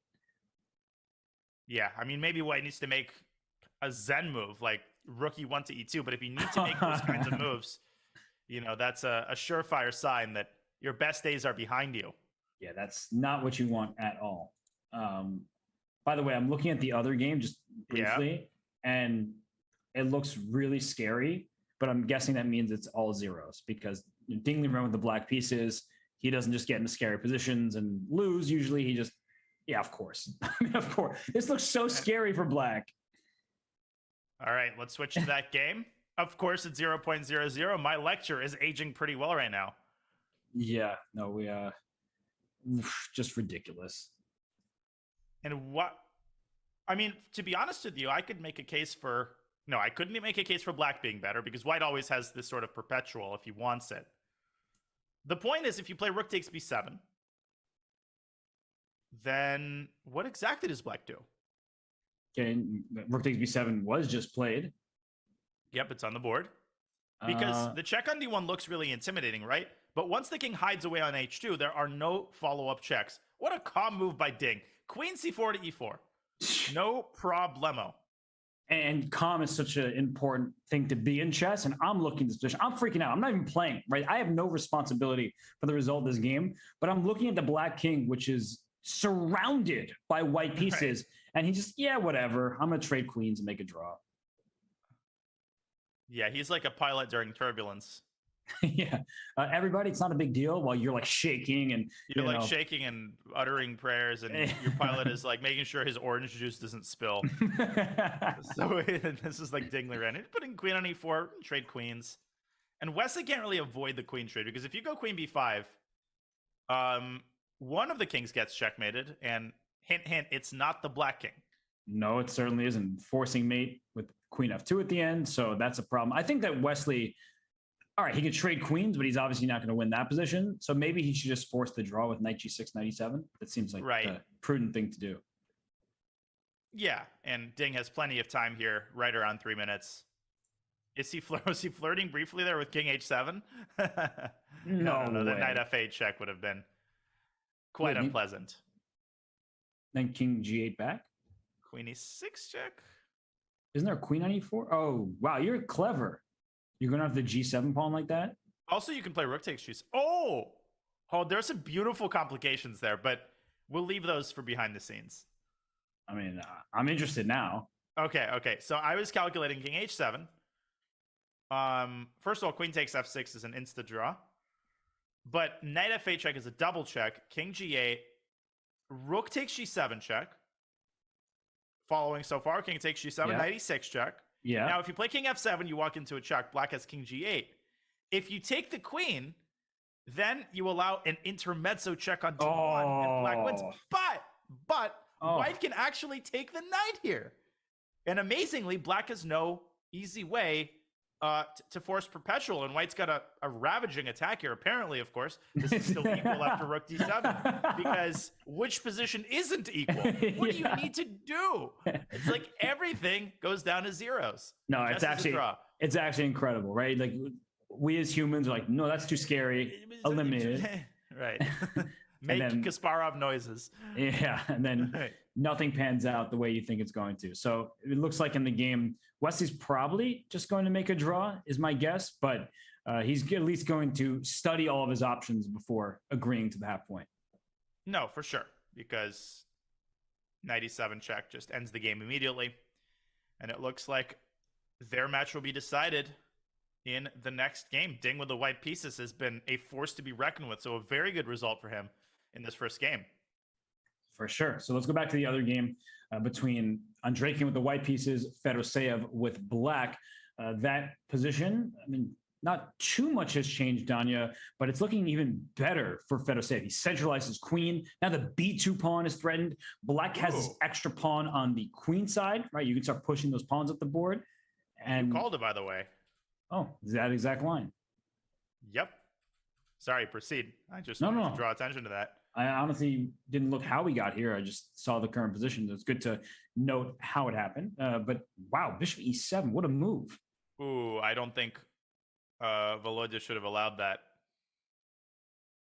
Rook e8, because the dark squared bishops being gone, a lot of the teeth is taken out of Black's initiative. Black is still better, don't get me wrong, but after something like queen b4, is White actually doing all right? Is rook takes f3 available at any point, or I guess not quite? The king runs f1 into e2. So takes. You wanted to check here, I assume? Yeah, but king f1. Somehow the king escapes. Check here. There was c3 instead of... Oh, what a move. Wait, this is, of course, zeros. Does that say zeros? Not anymore. Yes, it does. But that's wrong. Probably because this position is winning for Black. I don't know exactly h5? why. Just like pawn h5? Can I just promote? Or queen h5. Oh, queen h5 is nasty. Yeah. Just everything is hanging. Queen h1, rook d8 is a threat. Mm-hmm. So I would say this is still scary, but typical Andreikin. You can never bring the guy down. Because queen takes b2, he has rook b1, and he's going to win that b5 pawn, isn't he? Yeah, I think he is. I'm calculating queen b2, rook c1, queen c3, trying to make contact with the other rook. Oh, we're about but then that other rook's going to move up. And then queen a5, but you're defending very passively over there, and the rook can go to a3. This position is actually incredible. Connected passers, everything's on a good spot, and yet Black is not better. No, unfortunately for for Fedoseev, is not very fortunate for Andreikin because he's played a meandering game. I mean, those pieces went all over the place. The queen to h5, the bishop to g5, back to d2, all sorts of odd maneuvering. But he's so strong that he can play like that and still not suffer defeat, at least not based on the current position. Yeah, walking on a tightrope and now forcing the queen trade. The sad thing for Black is that queen d8 is literally the only square available to the queen, and this game is going to end in peace, most likely. And what's he thinking about? Like, there's nothing else to do, right? Rook d8 blunders e6 with check, so... Okay, so we're in this endgame, and this... Okay, it looks level, but that doesn't mean it's going to be a draw. Black is probably the better side with the pass pawn. I might take White here. Okay, because you move the bishop and try to play f4? No, just because Robert has said he would play Black. Got it. I thought you actually were thinking the pawns would get mobilized and you start pushing your f and e pawns. Yeah, do I strike you as somebody who makes decisions based on an objective assessment of the position? Come on. No, but I actually do think that perhaps White has some pawn mobility later down the line. Also, always worried about Vladimir's connection when he gets down below a minute. You said that, and I was looking at his connection to see if he's good, but it seems like he's all right. And one thing about Fedoseev is he's very classically trained, so he's happy to make a draw with Black, right? If he's better, of course he'll try. But if the position is unclear, he's the type of player who says, all right, I'll settle for that draw because I get White in game 2. So I don't think, looking at this position, he's thinking about winning. He's just like, all right, I'm happy to let this fizzle out. Mm-hmm. Okay, 8. Yeah, and you don't want to do anything ridiculous, right? Just because you were better earlier does not mean that, how many times have we seen that one player gets upset, they overpress, and then they end up losing? Too many times. It's happened to us. It certainly has. I'm thinking about Fedoseev, and I feel like the guy just loves online chess. Yeah, he does. And it's been really good for him because he's succeeded in so many different events. Yeah, he was even trying his hand at streaming a couple of months ago. I was helping him out a little bit. Wasn't as much into that. He realized how hard it is to monitor the chat at the same time. Mm-hmm. And, but he loves Blitz. He loves online chess. I feel like he'd be a fan favorite, though. if he Oh decided yeah, to no, stream. he's awesome. I was on his stream all the time. I was modding the chat. You were a mod for him? That's so adorable. Yeah, I was helping him set up. Well, I know you two are longtime friends, so you know how he plays. You know him personally, and I mean, he really has been a tremendous force these last couple of years. Since COVID began, so it's great to see him continue to thrive because he's a really nice guy and he's super, super strong. Yeah, he's one of the nicest people in chess that I know. He's very humble. And, I remember calling him when he made 2,700 for the first time because he jumped from like 2,640 to 2,720 in a couple tournaments. He pulled a Hans Niemann, Sam Shanklin, Gukesh. A couple of players have done that since then. And he wasn't too impressed with himself. He was already thinking, about why he's not 2,750. And he's got that attitude. He demands a lot from himself, and he's afraid of absolutely no one. We were talking about that yesterday. That's what makes him such a dangerous opponent across all time controls. Well, I'm going to be honest. Dimitri is making progress here. I was about to say I'm a little afraid for him in this game because this king is starting to walk up the board. And if that king keeps going, black is going to be in some big trouble because the king on G8 is stuck on the last rank. F4 is possible to defend the G2 pawn. I like it. Dmitry Fedoseev. Vladimir Andreikin is making progress here. Both sides down below 20 seconds. Okay, we got a bullet scramble. Move. And both of these players are stellar at bullet. Andreikin above 3,100. Fedoseev surprisingly at under 2,900. I would have thought he was higher. But still, both these guys really can show great class during bullet chess. This is getting really concerning. King E3. And F5 as well, then push E6. Exactly. Fedoseev defending from behind. He wants to give ladder a back checks on E1 when necessary. Okay. Good defense by Fedoseev, just covering his loose pawn. I think you have to try F5. Rank. There it is. And he does. Okay, this is getting a little dicey. Rook E1, King F4. Oh my gosh, King G5 is a threat. Get around to F6. Great move, Bishop D5. Pull what now? Bishop out of the danger zone. Bishop G6. Just take the. Oh my God. Rook C5? No. No, that wasn't the move. Oh, Rook E5, King F6, and Rook C8's mate. Oh my God. And I don't see a different move for Fedoseev. King F6 and E6. He's going to win. Oh my gosh. Oh, he's King D8. King F6. Oh, you can't go King D8. Because of Rook D7 check, winning the bishop, and now he's going to play E6. It's completely It's over. Rook move. Oh, you can trade rooks. Trade Bishop G6 and E7. Oh my gosh. Or even the immediate Rook D7 wins the bishop. It's over. Holy cannoli. And Fedoseev can't believe it. And maybe he just assumed that it would just be a draw. They had no losing chances. And I guess I also made that assumption. And well, unfortunately for Vladimir, he's now facing a 1-0 deficit. Didn't we all? The other game, by the way, is still going, but it's going to end in a draw. Well, I'm not going to make any claims anymore. I'm shocked. White can't lose this game, that's for sure. Fedoseev was in the driver's seat the entire game. When they got into the endgame, you just kind of assume, yeah, Andreikin defended well. Okay, time to give him a draw. Before you know it, he turned the tables completely. That was unbelievably impressive. He's such a beast. Yeah, it really is. Such a beast. Take the pawn. Wait, why does this say a slight favoritism for black? No. Okay. Yeah, black's better. I was surprised. What are you talking about? You don't realize that? Do you need to go back to need some basic training here? Yeah, black's better. On the better side of this draw for sure. But Dingley Ren holding steady with the black pieces. I really can't wrap my head around the fact that Fedoseev lost that game. I mean, he outplayed Andreikin throughout the early stages. Then it looked like he just settled for a draw. But Donna, you're the prophet for a reason. You called it that white would have some chances to push those pawns, and black's pawn on C4, it couldn't move a muscle. Yeah, I could just kind of feel it. He was getting low on time. It's hard to defend at all after you've been in charge the entire game. It's not that you're tilted, it's just that you're not in a defensive mindset. And Dmitry Andreikin knows how to push the position from every little angle, every little squeeze. Right. He doesn't leave any stone unturned.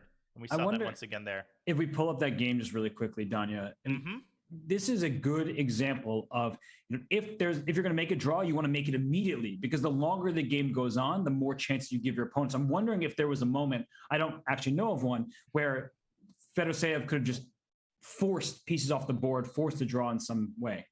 I think there was. I think it was here. And I think the move was rook c8. Oh, wow. And Andreykin would have been forced to trade. I mean, you're not going to leave the black rook behind the pawn.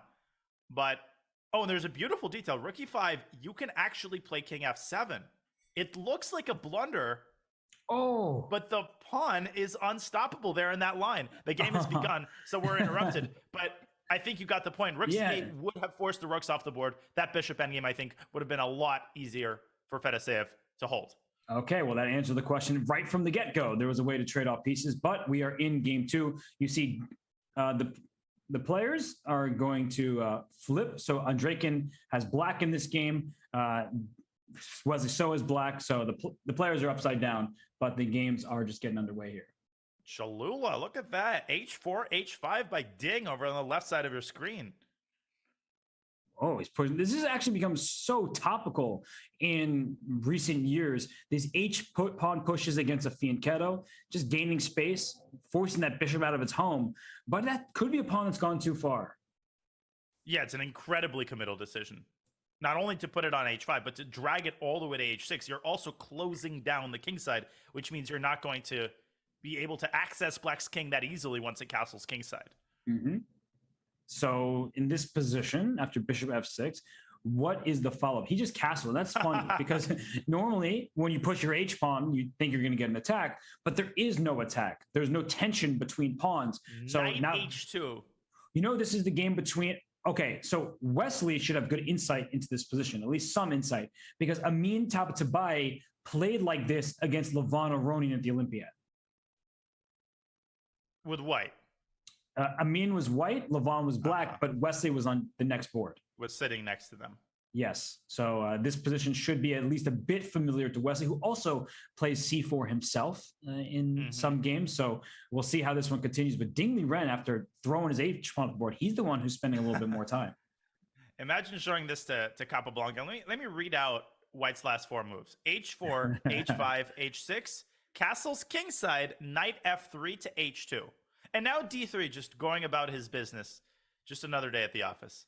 I mean, of course, it makes perfect sense, right? You have this great bishop on G2. So that's an excellent minor piece. And knight to E4 will attack the bishop on F6 and the pawn on C5. So the Wesley just goes rook C8. He's not worried about it. No, and you often want to play the move C4 yourself as black, because that improves the positioning of your knights over there on the queen side. I don't know if I'd be so keen on giving up the bishop pair in a pretty wide open middle game. Ding, by the way, can also consider the very thematic idea A4, trying to push the other pawn to A6. How often do you see that? Pawns on A6 and H6 by move 15? Almost never.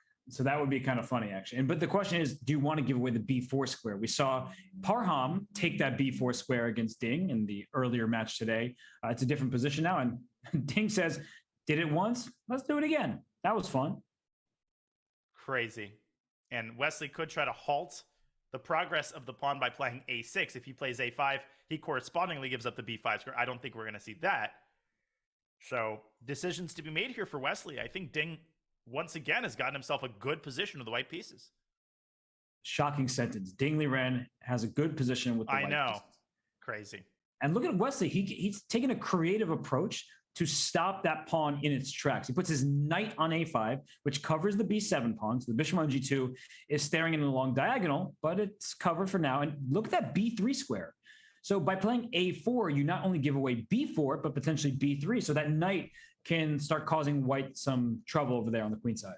Potentially in conjunction with a bishop that drops back to E6. The other thing, I pointed this out with an arrow, I think Wesley tries to take the sting out of the move knight e4. Now, this no longer attacks the c-pawn. The rook has reestablished contact with it. So if he wants to preserve his bishops, he can drop it back to h8.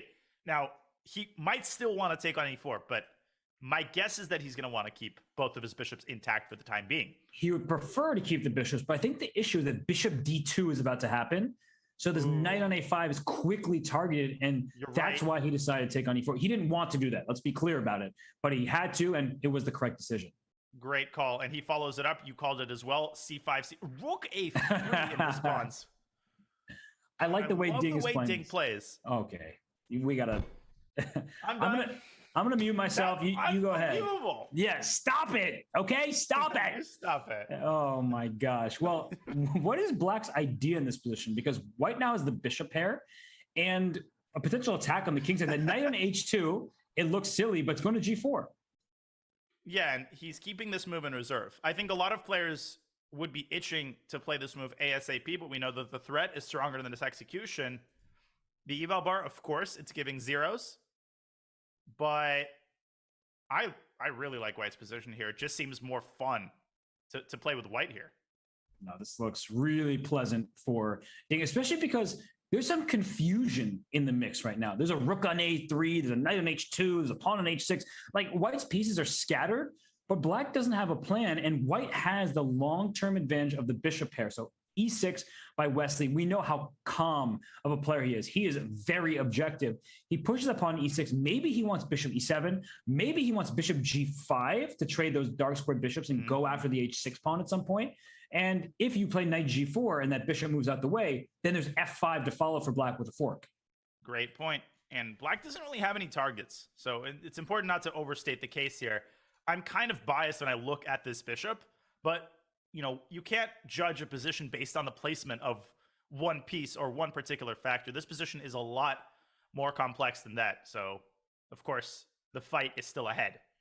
Right. And the b2 pawn is a little bit loose over there. So that bishop probably should remain on c1 for White for the time being. And it's not clear how to continue with your development or gain more control of squares.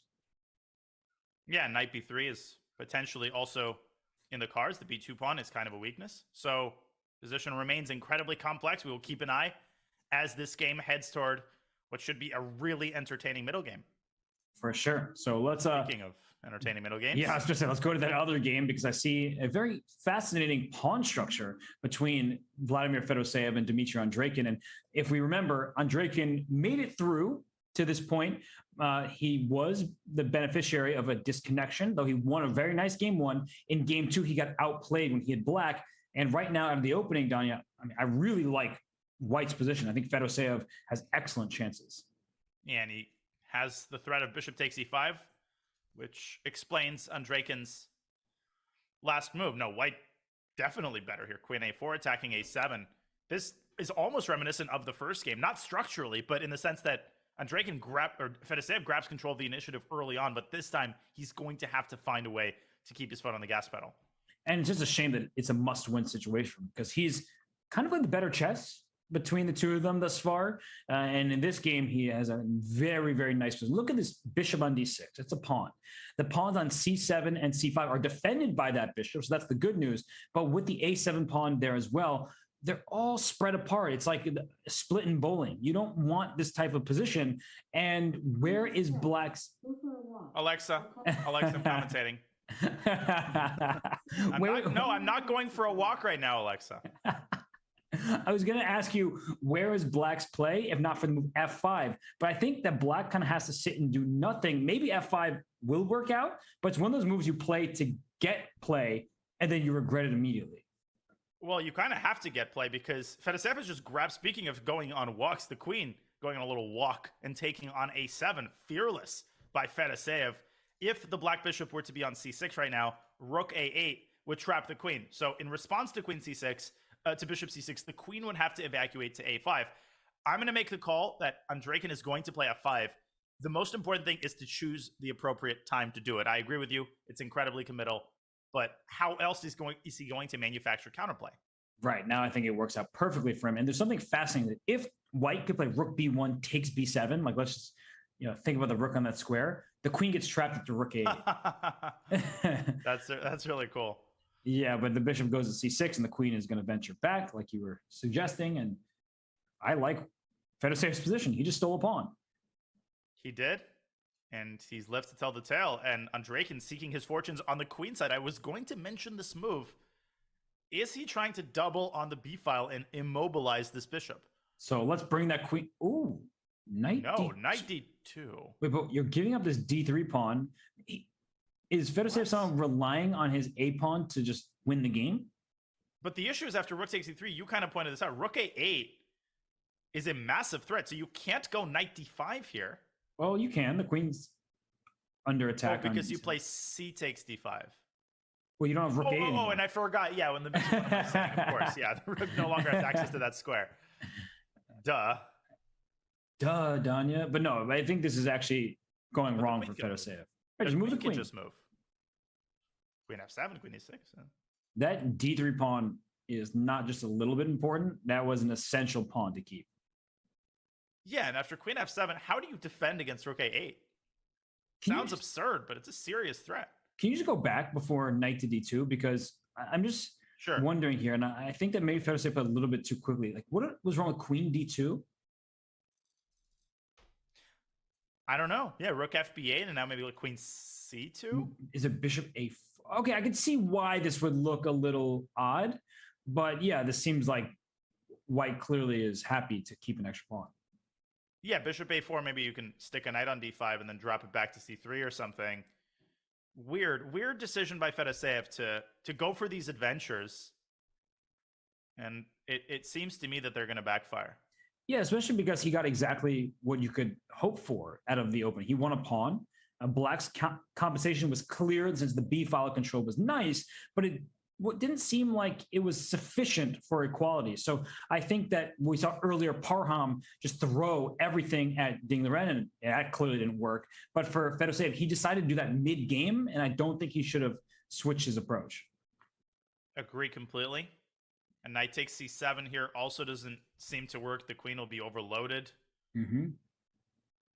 No, he's bitten off more than he can chew here. Rook e3 might have been the only move. And what a move it is. Dislodge the rook from d3. That's a great move. Rook a8, of course. You play queen takes a8 and get 2 rooks for the queen. Wow, that's like a game, potentially match-saving move. I still like the contours of Black's position, but now I see some of the promise for white. The bishop on d6 is still bad, obviously, and you have this outside pass pawn for white, so the knight on d5 looks good. I don't hate it anymore. Yeah, you just need to untangle your queen from the net that it's currently in. Maybe Andreykin can come back to the f5 idea. Oh, rook takes e3 and f5. You see? Sorry, something? no, other game. A big moment just happened. So we'll get to that game. Look at this last move or last couple moves at this point. Go back a few. Yeah. I just happened to catch it. Rook takes c1 happened from Black. Whoa, bishop f3. First of all, they traded queens. f5, dragging the knight. Bang! Bishop takes b2. Just rook c5. So Ding decides to go after the knight, and we have this position on the board. Super complicated, which of course means that it's equal. Because that's just how chess is played these days. That's how the sausage is sliced. Well, it looks like white's going to win the b7 pawn, but if you take that, you're probably going to lose to a4. So yeah, that's probably why this is seemingly equal. Yeah, I don't see an alternative to rook takes a7. And then I guess Black plays bishop c5. Yeah, this is another. I caught rook takes c1 as it was happening, and I didn't know what the evaluation was, but now that we're here, I'm like, oh, okay, maybe it wasn't as exciting as I would have hoped. Yeah, I guess we're going to Armageddon for the first time today. Mm-hmm. Whew. Whew. Well, I guess complicated, rich games. Well, we still have these 4 players duking it out, trying to make their way through the losers bracket. Coinbase wants to hear from you, chat. Who will make it out of the losers bracket? Which of these 4 players? Andreykin, Ding Liren, Wesley So, or Vladimir Fedoseev? And we should note there could be somebody else, because if Hikaru or Jan, whoever loses that match, drops down to the losers bracket, they will join this question. So someone else might not be the worst answer in the world. Just trying to help you out, chat. Get involved and continue enjoying the coverage here. But Danya, this game, yeah, you're right. It looks like it's going to be a split of the point once again, which only means free chess for all. Armageddon. Yeah, and an Armageddon between these 2 players is going to be fascinating. I'm actually going to be interested in who makes the higher bid, because it seems to me that both of these players like to have the extra time and play white. So we are in for a wild ride if indeed this game fizzles out as Whoa. What? It we may still see some adventures here. And it looks like terrible for white to allow bishop e3 pawn takes, but the bishop on f3 obviously better than knight on b6. So a good decision in the end. Great decision. Of course, rook b5 forces the immediate draw, and I don't know if white has an alternative. I mean, what else is the rook going to do? We might also see a repetition of the rook a7, bishop c5. That feels likely because the point after rook a7 is that you're going to play the move a5 yourself and then win this b7 pawn, and then black's in big trouble. So that's why bishop c5 is so important in this position, because after a5, the knight moves out the way, and then you don't even get b7, and your rook is trapped. Yeah, literally. And you only can go to d5, as you're pointing out. If you go anywhere but d5, white has the escape hatch through b7. Right. So this is looking like a repetition. Oh, or not. Rook e5. I think Ding is flirting with the idea of playing for a win. But is he playing for a win or a loss? That's the $1 million question. Because Wesley could take this pawn, and I believe that's called a passed pawn in some circles. And someone told me that passed pawns in the endgame can be dangerous. You have learned correctly. So there's a reason why you're the sensei, and that looks a bit worrisome if that pawn can get up the board. And the bishop on f8 is perfectly placed. It protects the black king. You say protect the king. It's not in trouble. But if e6 is to fall, then that king could be in a bit of danger, and the bishop on f8 covers the b4 square when you start pushing the pawn up the board. So I actually think that Wesley, he's really going to dig deep here and maybe even try to play for an advantage. And I don't honestly really see an alternative to knight takes a4, because if he plays king f7 here to defend e6, then Ding will play a5. He'll gladly save the pawn, move back to b5, and the pressure on b7 could get unpleasant. I'm positive that that is also a draw. You know, there are many roads lead to Rome here, but, you know, I wouldn't be able to resist. Can I show you a quick line there? So king f7, a5, knight where? d7? Sure. Let's say rook b5 and you play knight c5. I think bishop takes b7. Oh, that's beautiful. If knight b7, then a6. If rook b7, this is such a classic, timeless idea. That knight is on the worst possible square on the entire chessboard. Wherever you move it, the pawn moves up to a7 and it's unstoppable. Yeah, even so if the king was on d7. Right, exactly. Right. So it's one of those things you learn in certain endgame positions, and that's what had the cogs turning in my head about that possibility. I think the French study composer André Chiron first kind of uncovered these beautiful ideas in the early 1900s. So very good call by you. And we have more transformations here as Wesley decides to go after the H pawn instead of the A pawn.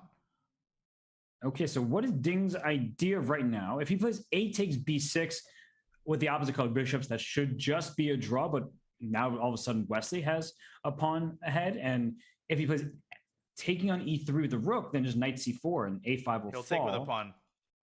And then try to play rook C5 or something. Or rook B5. I'm as skeptical as you on knight C4 here. But then rook B5. No, Ding decides to bail out. And maybe wisely so. But why did he didn't have to give up a pawn to get here, right? He could have just done it immediately. None of this was necessary. This was necessary. He's just saying that he tried. He put in the effort. That's all he wanted to make known. Okay, so this is for sure going to be a draw. Shall we take a quick look-see at the other game and how that's progressing? Right, let's definitely look there. So we'll get more from Wesley and Ding Liren in Armageddon, but this game could be the last if Andreykin does not lose. And what a position this is, Danya. What's the material count? Even. White has the outside pass pawn. Who has the safer king? Probably also White. Although E4, if you're not looking closely, that could be scary for White in addition to being scary for Black. Of course, Queen H8 is the immediate problem. But if the queen were to move away from C3, then E4 comes and it's White's king that could be in some danger.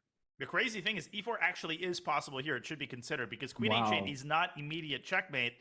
I probably would not play it unless you're absolutely sure that the counterplay against White's king is going to be worth allowing a check like that on H8.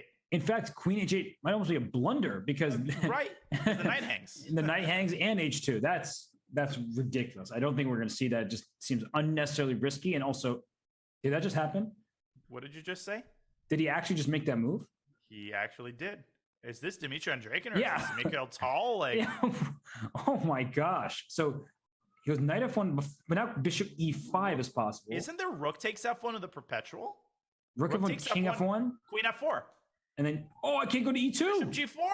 Oh, it's a draw. He's going to win the match. It's immediately a draw. And that's what you call a case of the incorrect move order. Because if you threw in queen h8 check, the king would be on f7. So after rook takes f1, rook f1, there would be a check to the black king. Wow.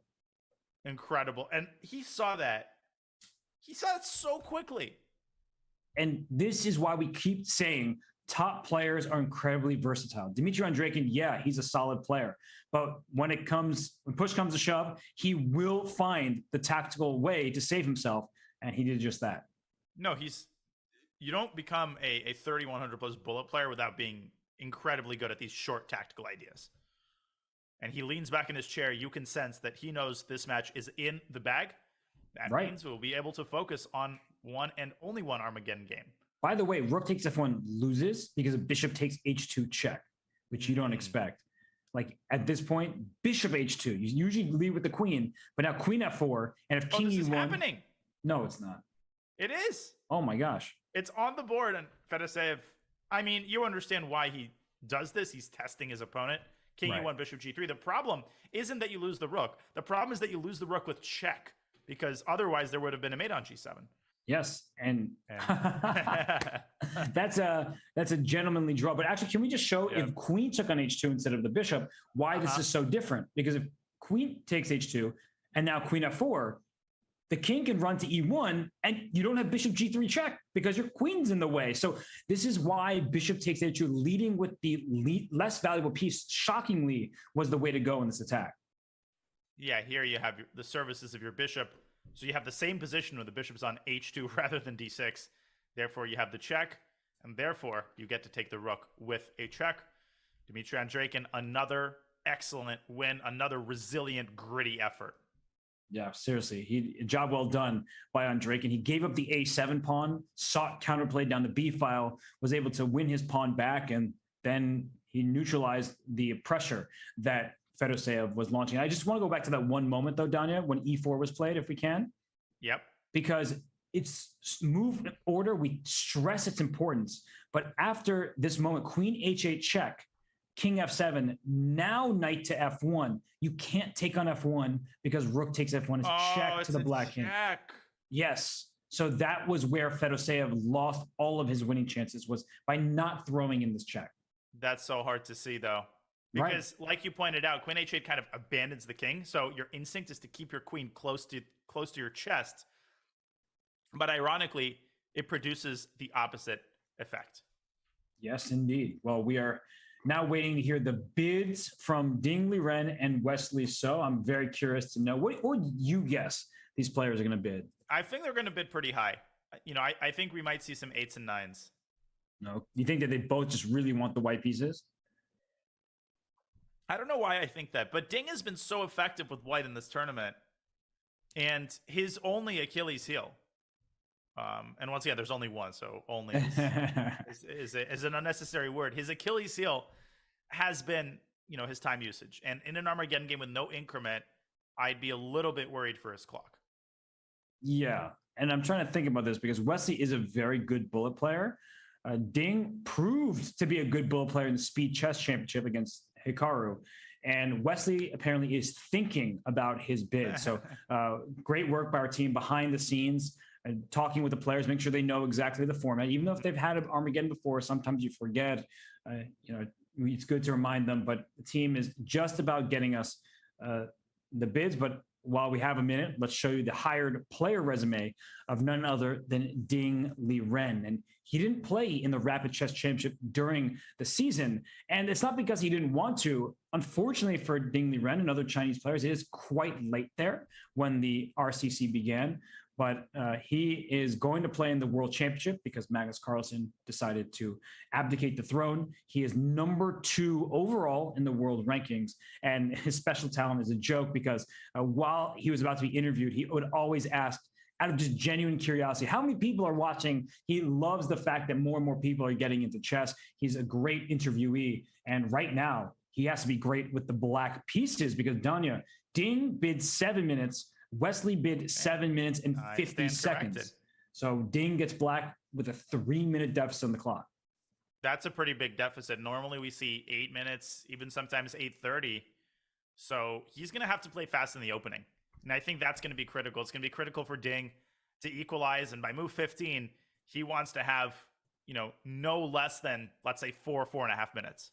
But it feels like, they're both immovable objects, right? They're not really getting anything. That game 1, when Ding was black, it looked scary, but Ding's like, nah, you guys are foolish. It's fine.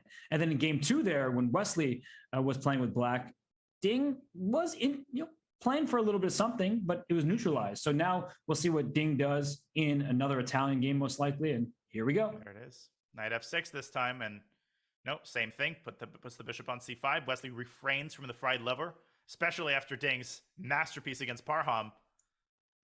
And this time he puts the bishop on g5, another fashionable line. Yeah, this is g5, bishop g3, and black often castle. There it is, right into this. And we saw some great games in lines of this. In fact, Pantala Harikrishna beat Nodirbek Abusatarov. I know the words beat Abusatarov. You don't hear that very often these days, but Harikrishna scored a great victory from the black side of position just like this. Jan Krzysztof Duda plays this from the black side, Vidit Gujrathi, pretty much the who's who of chess. So it is an opening consistently played at the top level. And lots of decisions to be made for both sides. White, I indicated this move h4, trying to exploit the hook on g5, but that could also backfire if the king side gets dried up. That would definitely be in black's favor. You have to watch out for d5. Black has to watch out for d4 as well as queenside expansion. So it's a tremendously rich position structurally where the pawn structure is completely undefined. And I like this from Wesley's perspective. Given Ding's time situation, I think this kind of line is kind of what the doctor ordered in an Armageddon game.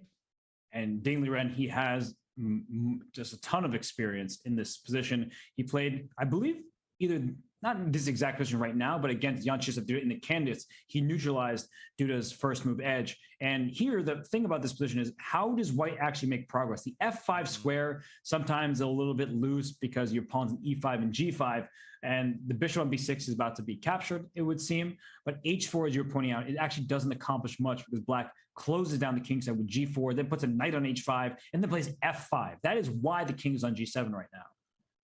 Yep, to avoid the potential for some sort of a discover check. And Wesley actually decides to castle kingside, which bears its own risks because now black's pawns could potentially steamroll white's minor pieces here, which are kind of sitting ducks. But Ding decides to develop his light square bishop instead, kind of walking into knight e3. Yeah, that's a bit curious why you would allow knight e3. You don't want to capture an e3 and open up the f file, that's for sure. I mean, ideally you would want to have your cake and eat it too. You'd want to take on b6 and then somehow retool the other knight and maneuver it to e3, but that takes a long time. Right, so knight e3, maybe just bishop d7 is kind of forced, just cover the f5 square. It doesn't look like a retreating move you want to play, but I'm also looking at the clocks, Danya, and Wesley has spent quite a deal of time to get to this position. So it feels like Ding thus far has been the more comfortable player. Yeah, impossible to say which direction this game is going to go. h5 can be pretty reliably met with h3, or so I thought, but this is happening. So h3, is there h4 suddenly for black? And if I drop my bishop back, you drop your bishop back, and that pin becomes a big problem. Okay, this is very spicy. Happening. So bishop h2, bishop h5, then the f5 square is finally up for grabs. But Ding is happy to give that square away, all in the name of this pin. And that pin is like an everlasting pin. It's not one you're getting out of. So, well, you could play queen d2. You could even allow bishop takes f3, and maybe Wesley will. That looked scary, but instead he takes that sound is right. dark square bishop, because now you can allow certain ideas toward the king side because there's no pin from b6 to g1. And h6, g4 is in play. That's a candidate move. Right. Because all of a sudden, what could end up happening, black's king could end up caught in the crossfire after something like queen d2. Well, let's see what Wesley does here. Knight h4 is even a possible move. Queen d2 play f6. h6. Is that available? Bishop e6, knight h6.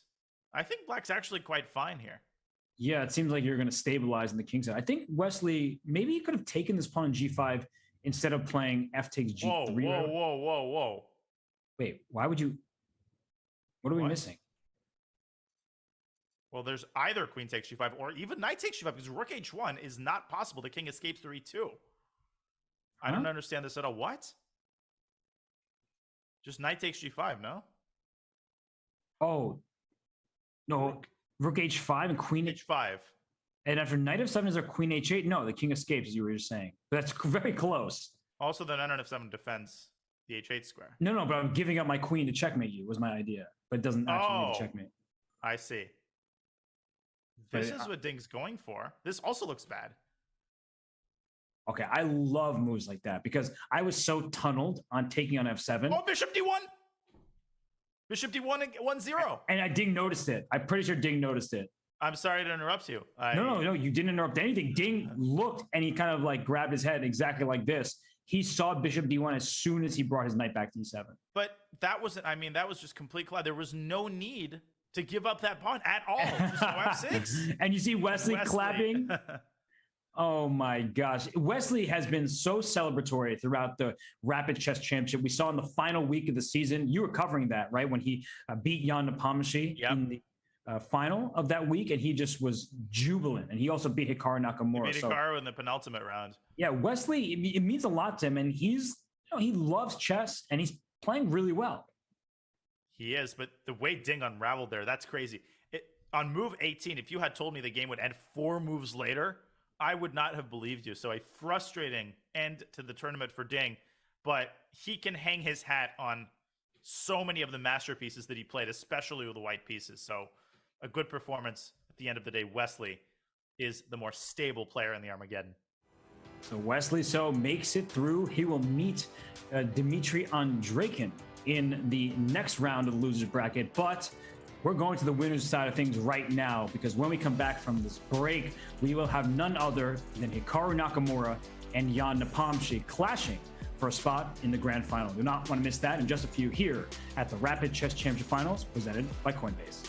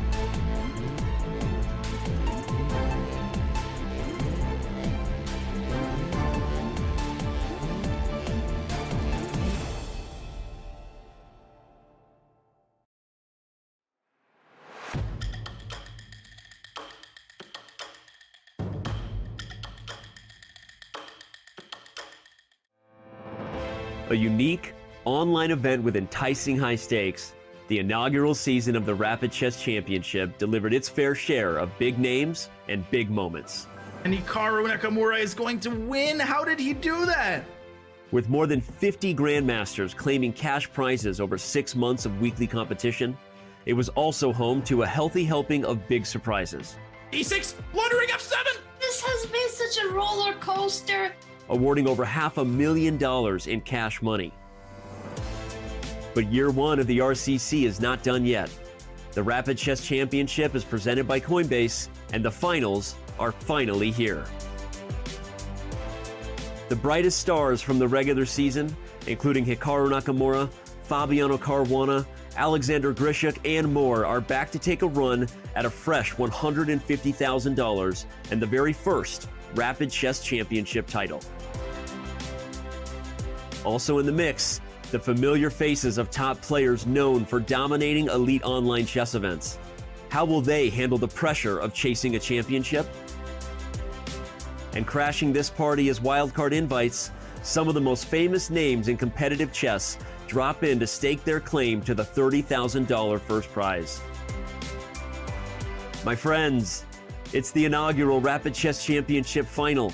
Who will make history as our first RCC champion? What surprises are still to come? We are soon to find out.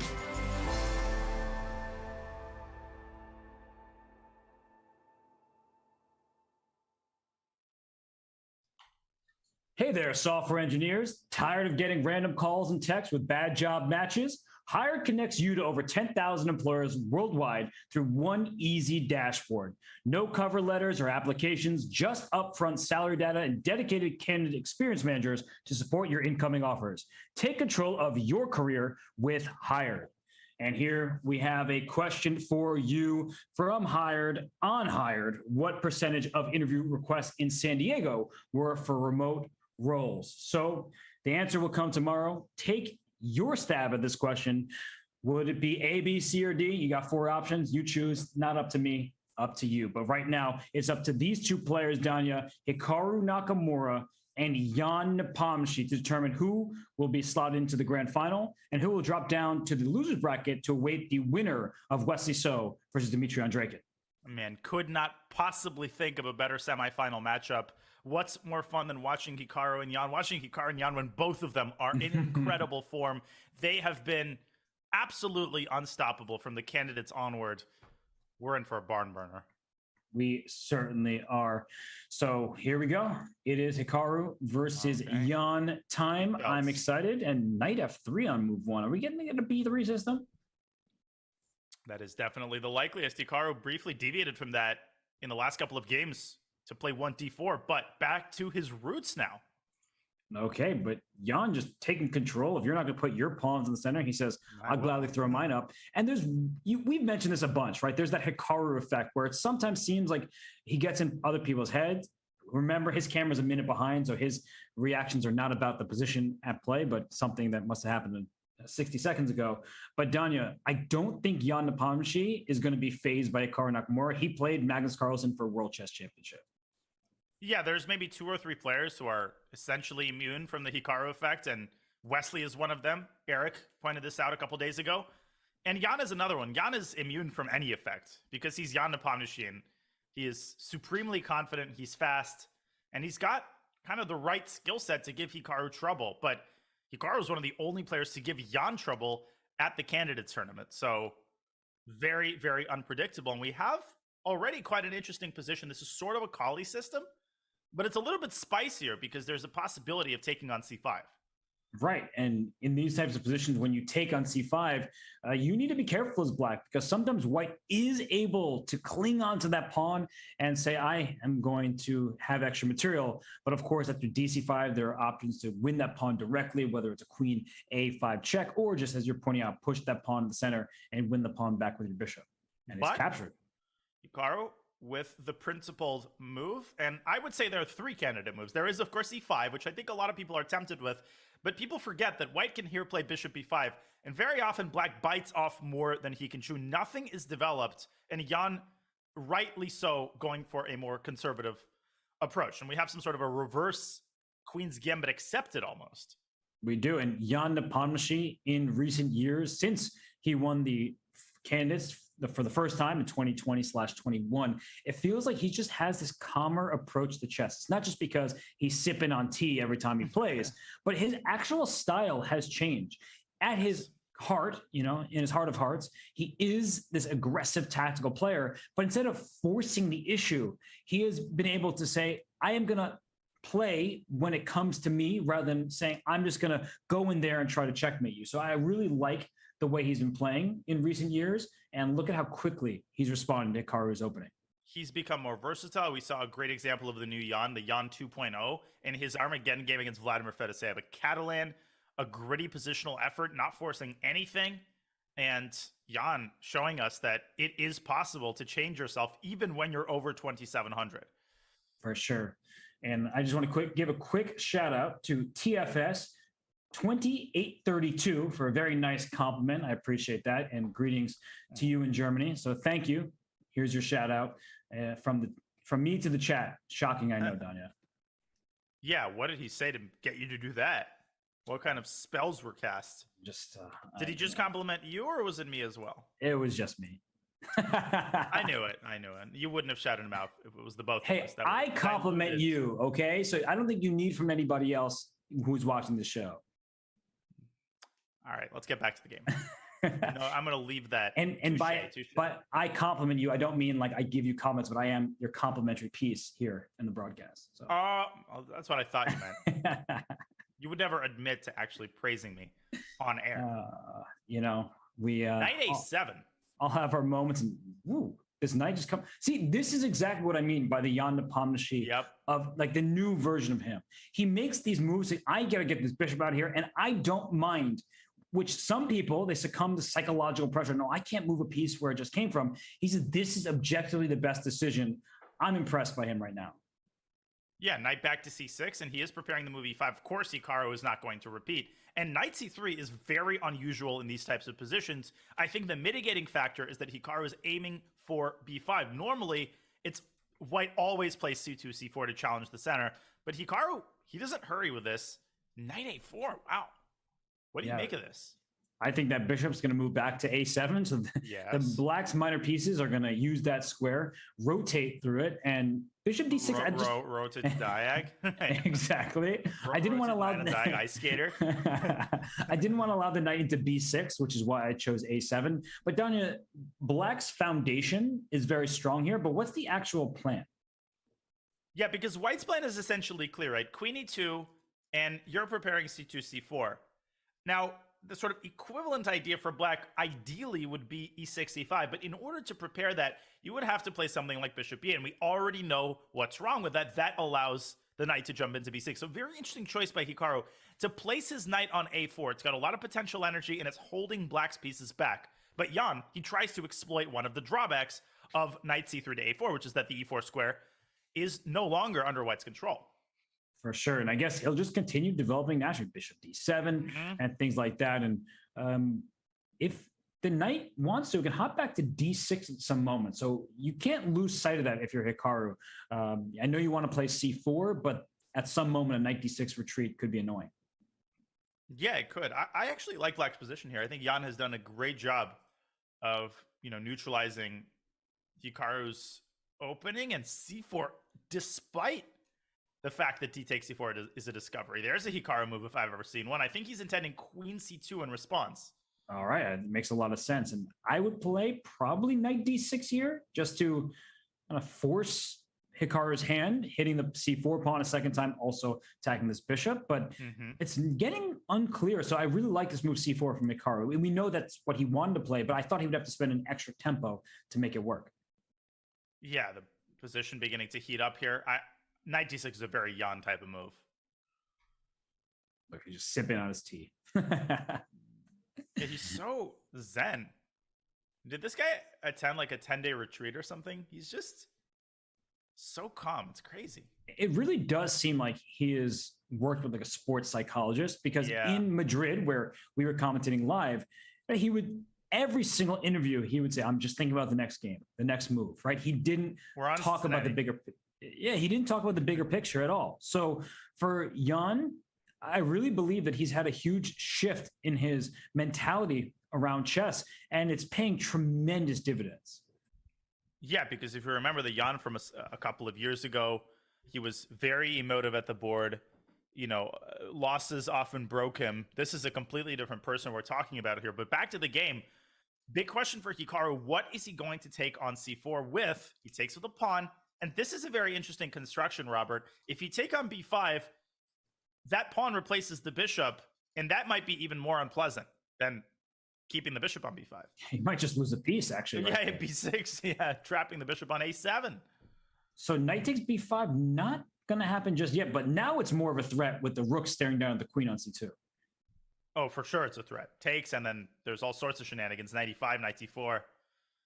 At the very least, Hikaru will probably have to reposition his queen to b3. And then it's hard to find moves here. For both sides. Yeah, even every single individual choice is not easy. And that's why Hikaru is now down a minute on the clock. So he goes queen to b3.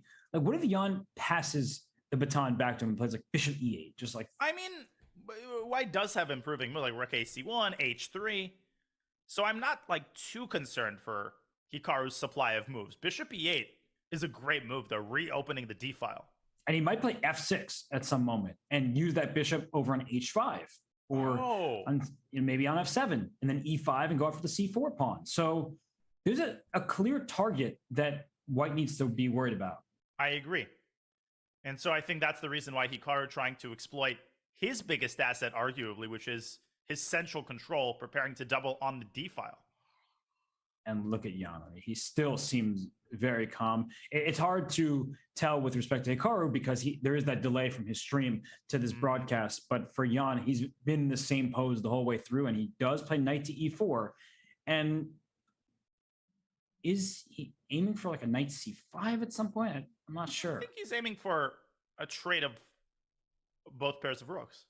Yeah, because queen d3, rook d8. Still rook d8, yeah, because the rook on b1 is unprotected. Makes perfect sense. We might see a large-scale liquidation and a draw, but the position remains incredibly sharp. So very hard to predict which direction the game takes. And I think, Danya, that if Jan's given the opportunity just to trade pieces and make sure that he can't lose, he'll do that because he gets White in game 2. And, well, we know how dangerous Jan Nepomuk is with the first move advantage. Incredibly dangerous, especially in these RCC finals. And there it is, steadfastly following his plan, offering a trade of the second pair of rooks. And Hikaru can't really refuse that. I mean, I don't see him playing a move like knight d4. That looks... There's something incredibly flimsy about that. White also can't take his eyes off his king, right? If you abandon the king, queen h4 could come at some moment. Knight takes f2, and whoa, h4 by Hikaru. Speaking of, holy smokes. That move felt incredibly unnecessary. And I was going to say before h4 that in certain positions and even in endgames, that White does need to be a little bit careful because of the split pawn structure on the queen side. But I think that now White is kind of setting himself up, Hikaru is, for a potential issue. This h4 pawn, for example, could become a target. Your knight would have to stay on f3 defending it. So it's getting interesting right now. Not problematic, but it just feels like a situation where both sides need to be a bit careful. And interestingly, Jan refrains from trading that second pair of rooks, and he plays knight d6, closing the d-file back again.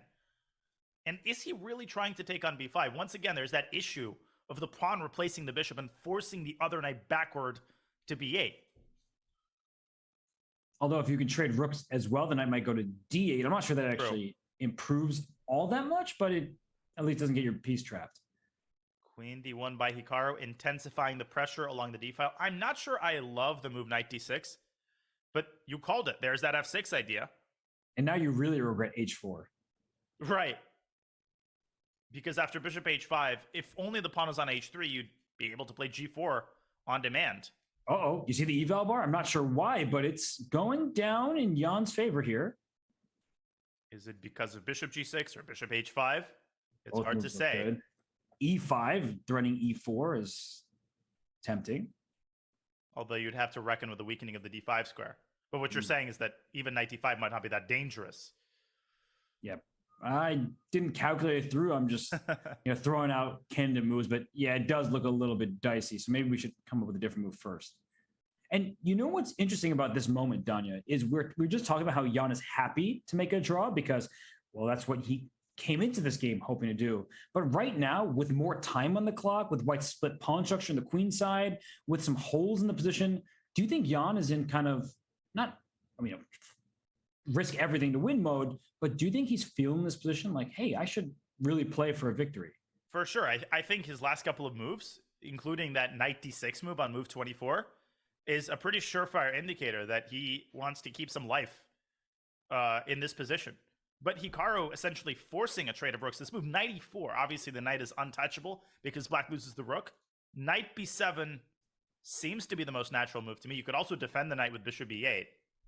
So I definitely agree that Hikaru is the one who has to tread more carefully in this position. Yeah, knight e4 was a good decision to take on c6 and play like this. Knight f7. You have to be careful of tactics related to a potential bishop takes f6 later down the line with, some sort of a fork. You see what I'm saying? I definitely see what you're saying. Oh, there's a cool line. Rook takes d8, queen takes d8, queen takes d8, knight takes d8. It looks like white has bishop takes f6, but this intermezzo wins a piece, and it's because the knight on e4 also hangs after bishop takes d8. Oh, it's a really good variation to point out because bishop f6 tactics are hanging in the air here. But let's look at what's happening here. If the queens get traded, bishop takes f6 will not be played. That's the blunder. I like black's chance. You have the bishop pair. Yeah. And you have the potential to shut down white's bishop with that move e5, which also creates new prospects for black's bishop to attack the weak c4 pawn. Okay, it really looks to me like white is much worse here. Oh, that's a good move, though. Bishop d4, trying to force things off the table. Wait, but bishop f3, gf3, then bishop d4, ed4. I guess black's knight is very passive at the end of that, but white's pawn structure stinks. And you could potentially push the h-pawn to h5 to give yourself the later option of creating an outside passer with g7, g5. That's a huge asset in most knight endgames, but I agree with you. The passivity of black's knight might counterbalance that and give white great drawing chances here. Here we go. He's going for it. I'm nervous. Pushing. Yeah, I'm nervous for Hikaru's position here. For sure. He obviously is not better. He can't create a passed pawn of his own. And as you were correctly indicating, h5, g5 at some point down the line, if the white king tries to go towards the center of the queen side, that is going to be scary. And h5 for white might only exacerbate the issue because it eases the task of creating a passer. You go king f7 and g6. So Hikaru does push a kingside pawn, but it's the f pawn, which he pushes to f4, maybe trying to further discourage Jan from ever playing the move g5. So what's wrong with king f7? Just bring our king up into the game? I think that's what we're going to see. But king f7, king g6, king f5. And Hikaru will have to bring up his own king in a timely manner. And that's probably too risky. I was thinking, can black at some point play a4 to get his knight to a5, but he plays f5 instead. Velbar didn't like it. So I was going to propose this move because that allows black's knight to activate to d6. Right. Looks very natural, honestly. But now you need to be careful because if white can push c5 in some position, the knight gets out to c4. Yeah, that a-pawn is a very serious liability. Especially if black's knight moves toward the center. f5 might have been rash by Jan. c5. Okay, but now white has a clear path to a passed pawn, so that's the good news. Black actually doesn't, right? It's weird. We thought black was going to have a passed pawn at some point, but now white is the one who will have an unopposed pawn, but I guess the king is coming very quickly to the center for black. Yeah, I could see this fizzling out into a neither side can make progress kind of situation. I can also see this getting really sharp in the event that Hikaru pushes c5, and he just did. And Jan started drinking some tea, and now he's laser focused after that move c5. Well, the threat is obvious. I mean, Hikaru wants to play c6 and promote his darn pawn. Can Jan get away with d3, using that pawn as a decoy to keep white's knight at bay? I guess after d3, white will bring the king in, like king f1, king d1, king d2, and maybe Just try to corral it that way. And black should probably do the same. Maybe king f7 and I don't know about e5, but there is a lot to calculate here for both sides. But d3, c6. c6, so knight d6. Force. There's king f1. Well, knight takes a5 is now a threat. Right? I think Hikaru is gaining the upper hand here somehow, some way. Can Jan go the other way? You can go g6, h5, but that's so slow. It feels very slow, especially because a5 is just hanging over there. Like, take it right. Pawn. So Yeah. knight takes a5. Uh-huh. Where's black's king going? Because you can't go king e8, king d8, because then there's knight b7 check, and that'll be a winning king and pawn ending. I think we're going to see king f6 and e5. No, he goes to e7, so he actually might be going this way. No, but you can't go king d8. You're right. Then... No, you're absolutely right. Knight b7. But he's going to move his knight first. Where? I didn't have an b5? answer to that question. But if he moves it to b5, white moves his knight back to c4, defending a3 and covering the d6 square at the same time. Wow, Hikaru is just... How? He's such a magician. It's crazy. Okay, so knight e4. Oh, he's playing knight b7 anyway, and he's going to cut the black king off. Oh my god. And the passed a pawn is going to be a massive danger for black. Okay, there must be a way to save this position. Knight e4. Knight e4 it is. Knight c4 the choice. Ooh, I think knight b7 was a better try. Yeah, the eval bar immediately went to even. But it was not that big an edge for white regardless, but it seems like allowing the black king to c7, it's making Jan's task much easier. Yes. And Hikaru still trying. He pushes the knight out of e4. Mm-hmm. Probably, I was thinking just knight c5, but maybe there's somewhere. Same. Maybe knight c3 to d5. Oh. Oh my gosh, Yeah, are we having because- 3 result possibility again? Well, if black can get to this h4 pawn, he's going to have a 4 on 1 on the king side. And the pawns could potentially be self-sufficient there. Wow. So yeah, knight c3, king d2, knight d5. I'm getting f4. So same idea, by the way. Okay, we need to... I mean, if Hikaru really wants to make a draw, he can probably play knight takes d3 in response to knight h5 or knight d5. But why not h5? Don't know. Just a worse square. That's a very strange move. Oh, and look what he's done. Now his knight needs to waste loads of time getting back into the center. And this a Hikaru's pawn, the outside passer. yeah, and so you can use a decoy, and the white king's going king d4, king e5. Jan has to be very careful right now. It's still a draw, but in a time scramble, if Hikaru can give this pawn away and get his king to e5, imagine defending that with 30 seconds. No, thank you. Because now this is where you use your finger and you point, right? You go king b4, king d4, king a4, Right. king e5, king b4, king e6. Like that's exactly what you have to do. But I think what Jan is trying to do is engineer a situation where the king stops white's king, division of labor. The knight is running to d5 just in the nick of time so that a6 can be met with a fork on b4. That's pretty clever. So Hikaru But- desperately searching for ways to keep winning chances alive. Yeah, I almost wonder, and I was about to say if knight f8, should be thrown in, because now knight d5, of course, just hangs the e6 pawn. If you go king d6, you've already let the white pawn start running. And the white king to advance to d4. Oh my gosh. He blunders. King c4, but apparently that wasn't the move. I think king d4 was the move, or was it a5? It's one of those situations that with 1 minute on the clock, you can hardly blame the players. King c4 seemed very logical to use. And it's still incredibly, black is walking on hot coals here. Right. So king c6, king d4. King d6, a5. Oof, and there's like knight d. Yeah, knight. I'm having the same thing. I'm like, knight, I don't know where to let go. Well, because every move has obvious drawbacks. There's no way Jan should have allowed this. And now Hikaru, the only one having fun in this endgame. 1 minute. Yeah, The clock continues to dwindle. And that knight on g6 is a hero. It's protecting both of white's weak pawns and stopping the g pawn from pushing. Yeah, this is the worst kind of position to have against Hikaru. He knows how to squeeze every single chance out of a position like this. Oh. Check on e5. Okay. And now knight d3 seems crushing because the knight gets to b4 and the pawn is unstoppable. It's winning. Hikaru's played a brilliant endgame. I mean, he did not play that well, I would say. He was getting outplayed, let's put it that way, by Jan earlier.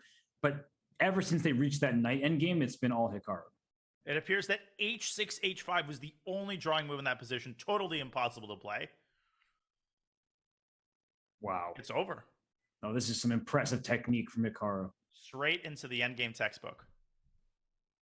Knight Now, b4. Knight b4 and start pushing the pawn. Jan, maybe one last idea to play e5 and break through with g5. This game is not over yet. So e5. E5, he's got it.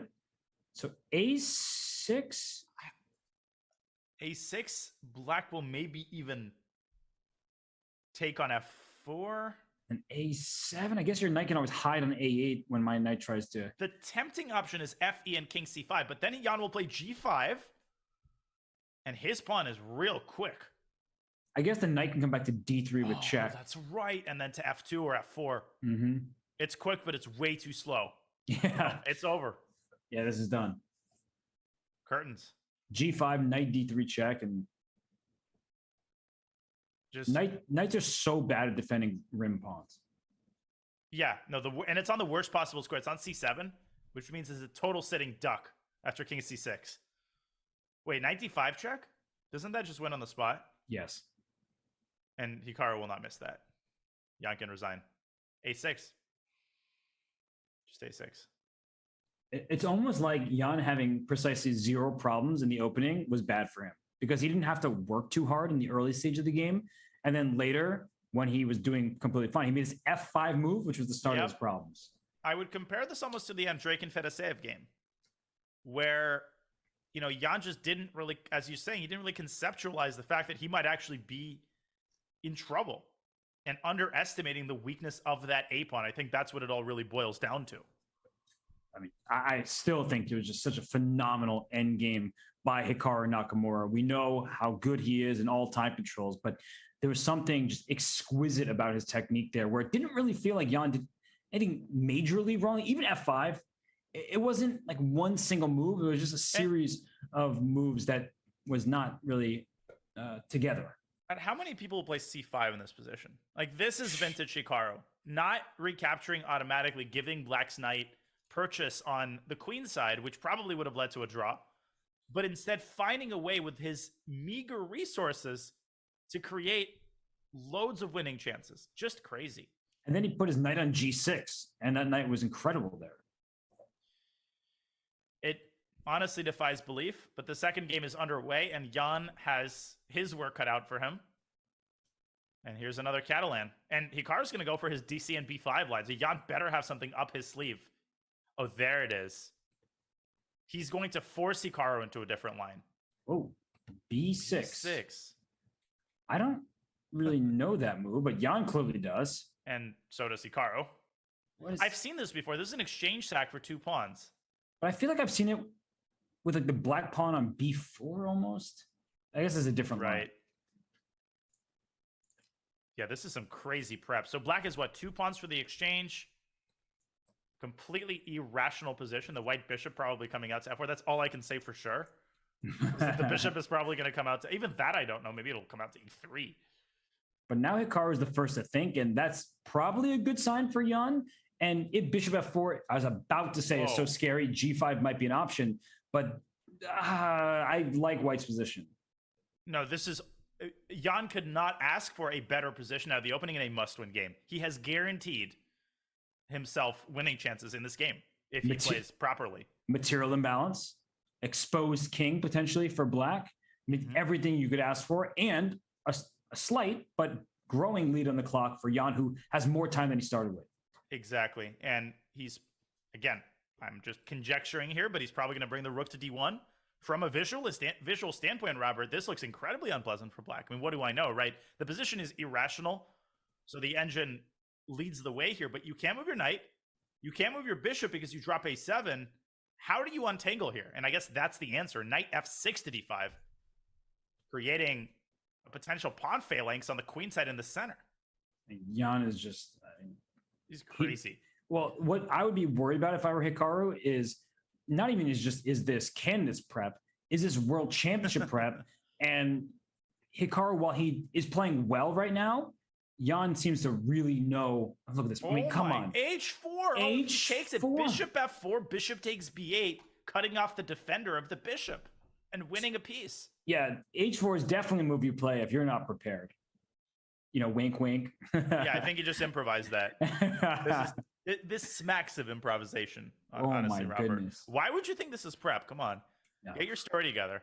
Yeah, who am I? I'm really worried for Hikaru here. It's like one of these things where if he solves it, he's like Dingley Ren against Hikaru in the candidates, where Hikaru played like 27 moves of prep, and then Dingley Ren held and just played a brilliant game of chess, or he's just going to get blown off the board. There are two options here. He played the human move, of course, and that got Jan thinking, which is might be the happiest Hikaru has been all game or all match. So is the plan for white to essentially at some point play bishop d4, king g2? Exactly. Yeah, you're on the same page. Which is why I think bishop takes g5 is very much in play here. But Hikaru takes the pawn and... This looks really bad. Oh. And maybe bishop f6 should be considered, but then it's a bishop d4 is not the only problem. Rook h1 and queen c2 is just as dangerous. In fact, that could just lead to checkmate right out of the gates. Yeah. Oh my God. So, I think this is an opening that Hikaru is going to regret playing because it's super sharp and Jan just knows it better. I can't get over h4. That was some crazy preparation. And that's the great thing about the RCC. Yes, he's pulling out Canada's preparation. And no, that's not overkill. There's 30K on the line. And these players are taking this as seriously as an over-the-board tournament. They certainly are. And, I mean, what a time to unload your preparation in a must-win game, the second game of your match against Hikaru. And, I mean, if we're being honest, Danya, this game, it's not set in stone, but it could decide the winner of the Rapid Chess Championship, because now you have the benefit of, even if you lose in the grand final, you still get that second match, whereas you don't want to have to be clawing back when you have no choice but to win every match. You don't have the luxury to say, yeah, okay, I played a bad 2 games. Let's get it next time. Yeah, the loser is dropped into the dog pit of Wesley against Andreykin. So that is far from a guarantee. And Hikaru is at a loss here. So he's trying to prevent a loss. Yeah, I'm trying to figure this out, though, because one thing I'm noticing is the bishop on f3 is out of squares. So if I can make a move that threatens g4, maybe it's f5, maybe it's queen g7. I'm not sure which one. But either way, if I can threaten g4, that might be a tempo-saving move and maybe a game-saving decision. So what is white's response to f5? Because the threat of g4 is, believe it or not that easy to parry. You don't really want to go g4 yourself and create kingside weaknesses, allow bishop d6. Maybe just rook h1, honestly. And after g4, play bishop d4. Like, I don't care about that bishop. I've got all I need. Takes. And then gosh, this looks horrible. Yeah, the eval bar shut up to justify this decision. Because the e-file also opens up, and that means when the rooks combine on e1 and h7, black just gets massacred in the center. This is brutal. I mean, Hikaru's spending all his time wisely because he knows that if he doesn't find the accurate move here, he's just lost. I just don't see this working out for him. He's down to 5.5 minutes. I could easily, in an over-the-board game, we'll put it this way, he would probably spend 30, 40 minutes here. At least, yeah. Exactly. And to have to make a decision in 3 minutes is nutso. And he plays queen f5. So he goes for your idea, preparing g4 and moving the queen out of the line of fire of white's dark squared bishop. A sensible decision. But g4 for white, now rook h1. Doesn't it just feel like white's play is too easy? And that's reflected in the speed of Nepo's moves. He's definitely out of prep at this point, right? Not even sure. Rook h5? Yeah, now? You never know at this point. Rook h5, rook h1, autopilot. You know what I consider for Hikaru is like rook e8 takes bishop e3. Huh. Yeah, you might as well. I'm not sure it's any good, but my point is that I feel safer for at least like 2 moves if I do that. But no, you'll have rook h6. Oh, this looks so terrible. Yeah, if you go down 2 exchanges. Also, that knight on b8, it's dead. And so is the bishop. You're playing down 2 more minor pieces. If Hikaru gets out of this, there's takes d5 also. But then rook takes e3. Or b5, maybe. True. No, I think there's no reason to reinvent the wheel. I think rook dh1 is plenty sufficient. Not sure why Jan's hesitating. There he is. There he goes. This is just so brutal. Like, What about- Hikaru is down 4 minutes. His king is in grave danger. And you know what's missing is the white queen. So I don't know where the queen's going to infiltrate from, but like a move like exactly just showing, maybe queen a3 just to keep the pressure alive and go to d6. No, you're absolutely right. The queen has done its job, halting the development of black's queenside pieces. Now it's time for the queen to join the attacking effort. And Decisive effect. Look at Jan, by the way. He knows that he caught Hikaru. Yeah, Hikaru's clock continues to dwindle. He's now down to 4 minutes, and the problems merely grow and grow. It's hard to make a move here for black. Every single move has some downside. Well, I thought king g7 might be the most reasonable because rook h6 might be the most immediate threat because that allows white's queen to dive into c2 in one fell swoop. True. What do we say here? There's nothing to say. I'm speechless. d4. Okay, Okay. but bishop takes g5 and rook h8 check. Oh my gosh. I was looking for the tactic, and yeah, you found it more quickly than I did. But Jan's gonna see that, especially since this bishop is literally attacked. Yeah, right. Square. He's forced to see it, and he does. Another blow. Hikaru probably will drop back to g7.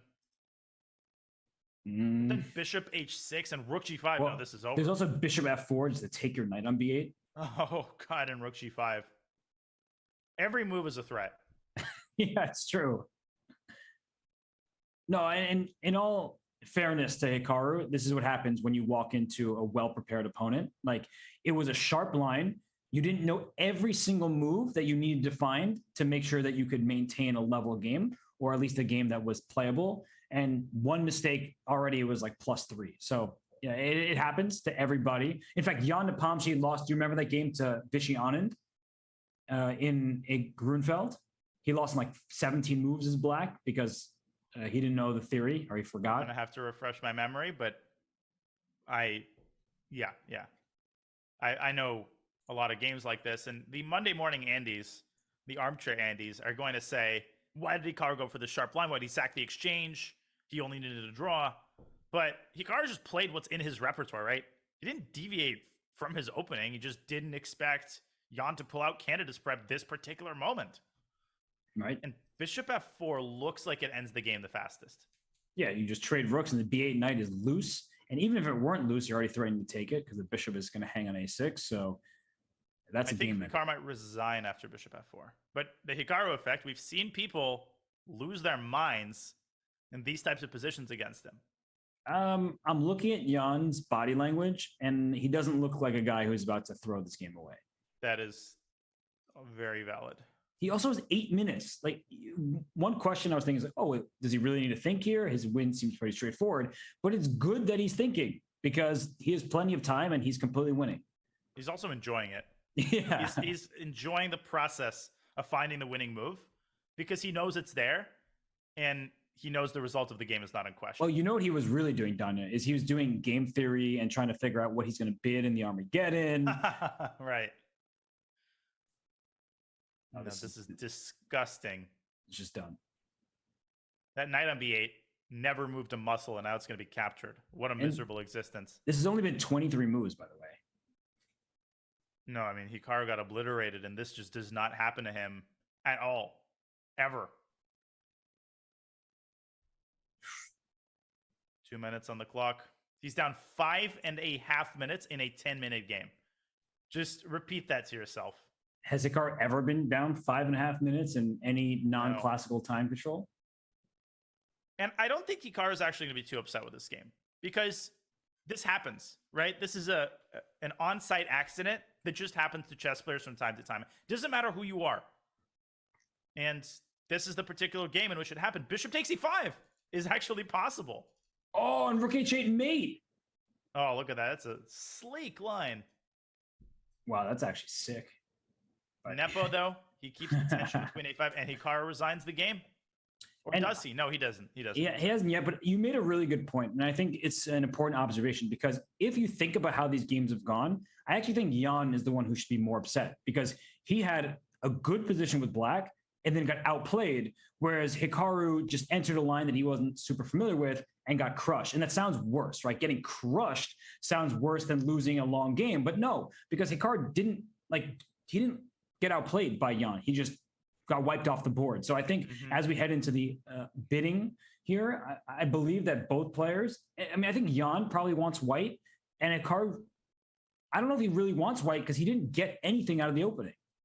Yeah, and Hikaru's gonna have to improvise on the fly because Hikaru has been playing this particular line of the Catalan for the past year plus. So he's gonna have to pull something out of his pocket, something that's been sitting, on his chess base for a while, because they cannot repeat this. Hikaru cannot afford that, even if he finds an improvement. Jan knows this line backwards and forwards. That was obvious. So I'm just trying to get the mentality of the players right now. If you're Hikaru, you probably want black because you're very fast. So you're not too worried about getting in time trouble. But if you get hit with more candidates prep, then good luck to anybody, no matter how much time you have. And if you're Jan, you were doing pretty well with black. You just stumbled in endgame, and with white, you just crushed him. So what color do the players want? I mean, they might hedge their bets and bet something like 8 minutes, 7.5 minutes. We've seen players do that where they say, okay, I'm fine taking black, but you're going to have to give me a pretty generous amount of time. Mm-hmm. Yeah, I really don't know what I would bid if I were. I think if I were Hikaru, I would bid 7.5 minutes. I think why I'm struggling so much is that while Hikaru is faster than everybody, Jan in classical chess is faster than everybody. So he knows his stuff and he puts pressure on the clock. It's such an even matchup, I guess. Yeah, it really is. And we're in, as Akila is saying in the chat, for a legendary Armageddon. This is just going to be one of those games. You can feel it in the air. You know this is going to be an epic game. You just know it. Mm-hmm. And I mean, Hikaru's armor has been cracked, right? He has been borderline invincible in so many of these events, right? Throughout the RCC season, he was making all of the knockouts, winning plenty of them. He's won all these title Tuesdays. Jan, he scored some victories here and there, but wasn't as consistent and didn't play as much. But now we'll see if Jan Nepomniachtchi, if he has what it takes to take on our next higher player resume, Hikaru Nakamura. I really don't think you need to read his resume because you should know everything about him. He is just an absolute legend of the chess world. He is a 4-time speed chess champion and a 5-time US champion. So if you didn't think he could play classical, you're wrong. You already know he can play blitz. So what a legend this guy is. Yeah. I mean, there's just nothing to talk about. If you don't know who he is and what he has done, where have you been? Then it must be day one of your journey into the chess world. And that's okay if it is. Yeah, no, we welcome you with open arms. Right, so if you're here for the first time, click that follow button. Do follow the channel. So much more action, including tomorrow. So we do appreciate that. If you're new, please come back. If you're a veteran chess watcher, please also come back. We appreciate you.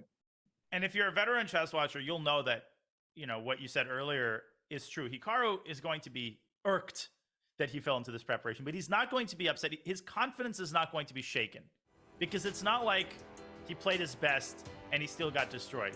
He fell into prep, and his main goal in this Armageddon game, if he gets black, has got to be to throw Jan off, because Jan's work in the Catalan from the candidates onwards has been absolutely immaculate, and he's pulling out all the stops. You just know it. In this Armageddon game, Jan is pulling his A-game preparation out of the box. And we see the players there on camera briefly. They're probably typing in their bids, just make sure everything's in order. And Jan, he looks like he typed something, then immediately wanted to get out of his chair. They might have the jitters, right? Even though both players scored a victory there, it's Armageddon is just, it's odd. It's exciting for fans for sure, but for players, it's nerve-wracking. I can feel my heart beating faster and faster. It always does, but this particular Armageddon is just the cherry on top. And we remind you that the loser of this game still stays in the tournament, has to face the winner of the match between Andreken and Wesley So. Fun stuff. Well, you know what's fun to hear is both players very confident because Hikaru Nakamura chooses 7 minutes and 30 seconds, and Jan Nepomniachtchi chooses 10 minutes. So Jan wanted the white pieces. I wonder which color he wanted to play with. What do you think? Yeah, I'm not sure. It's hard to say with his bid. I mean, it might be both, really. He was hedging his bets. Yeah, I think he was okay no matter what. But 10 minutes was Jan's bid. He wanted the white pieces, and Hikaru down to 7.5 minutes, meaning he's comfortable with a deficit in the clock. 2.5 minutes is quite a lot of time, right? That's a lot. That's a fourth of your time gone before the game even starts. And there's no increment. So it's dangerous territory. Yeah, and the last thing Jan wants is a time scramble. We know who will probably win in a time scramble. It'll be Hikaru. He's more experienced. He's the superior bullet player by a country mile. So Jan has to try to step on the gas pedal from the very first few moves. Big question. Will Hikaru play in Nimzo Indian, or will he go for a Queen's Gambit declined? My guess is he might go for a Queen's Gambit declined or Queen's Gambit accepted, because he used to play that almost full time a couple of years ago. Well, look at Jan. I don't know if he's praying or just pumping himself up, maybe beatboxing over there, but he's ready. Hikaru Nakamura also ready. And Danya, if I'm thinking about this from a match perspective, I don't think Jan should repeat the same line, because Hikaru gets a few minutes. All it takes is, oh gosh, I should have played this move order and everything was okay. And I just realized you can still play the Catalan against the Queen's Gambit decline. So maybe Queen's Gambit accepted is being considered by Hikaru, but I agree. You should deviate just a little bit, but he's definitely playing the Catalan, right? He's not going to deviate from the Catalan. Hikaru couldn't have done that much homework in the last 5 minutes. Yeah, and there's so many different variations. Right, there's so many variations, but Hikaru, there we go. I thought he was up from his chair, but I forgot that it's a minute difference between his video and what we see. So yeah, he is obviously playing. Moment of truth. So he's going to go for the main line, which I think is a very sensible decision. Bishop b4 and probably c6, which is the fashionable move. Right, because oftentimes in this position, you're trying to play c5. You desperately want to play c5 as black, but white is trying to prevent that from happening. The bishop travels back to g6. This is the modern treatment of the Catalan. I think according to the latest assessments, white has a minuscule tiny edge. You often see the move knight f3 to h4, threatening c6, going for the bishop pair. But Hikaru has already got Jan thinking. That is a good early sign. But look at Jan. He finds the principal move, knight h4, opening the bishop on g2, trying to get the bishop pair. So look at this moment. Is bishop takes c6 a threat? It looks like it to me, because a takes b5 to follow. So I'm not sure what you do. Maybe queen b6, a standard type of move, is you're showing rook c8 as well. It's very unclear. But rook c8 does contain the drawback of giving up the a file, but the subtlety is that a takes b5 can actually be met with c takes b5. That would threaten the move b4.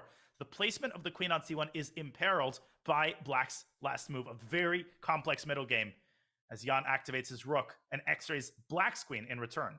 So I was going to say that Hikaru won the opening battle, but now I like Jan's position. And it's not just because of what's happening over the board, it's just there's no clarity. And with the lead on the clock, I think that he can continue to build up the momentum in the position, because Hikaru has to play very fast.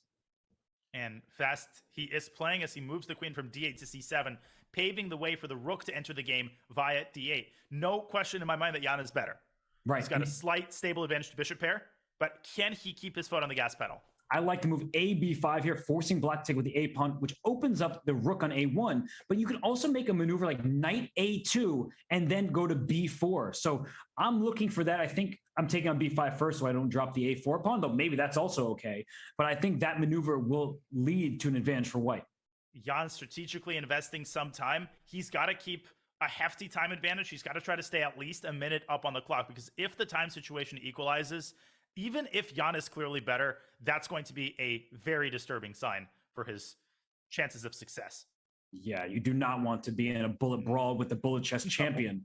That's for sure. Although Jan is a 3,100 bullet player himself. He's not like some of the super GMs who really struggle with just a minute on the clock. He's very He knows how to pre-move, let's put it that way.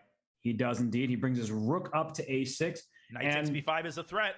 It's a big threat. And even if you go queen b7, it still could be a threat, not immediately because your rook is under attack, but you're putting the queen on a pinned diagonal.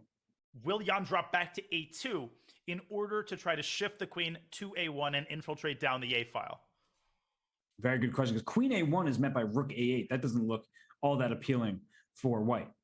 You've bitten off more than you can chew in that case. Now, Jan could go back to a1 and repeat moves, but he's already sunk a lot of time into this decision. He needs something to show for it, and rook a5 is his choice. That's very clever. Rook takes b5 is now also a threat. If the knight moves, rook takes b5 happens, and in other variations where the rook was on a1, the black knight could enter c4 as you're indicating. So now maybe knight b to d5 instead he goes queen b8.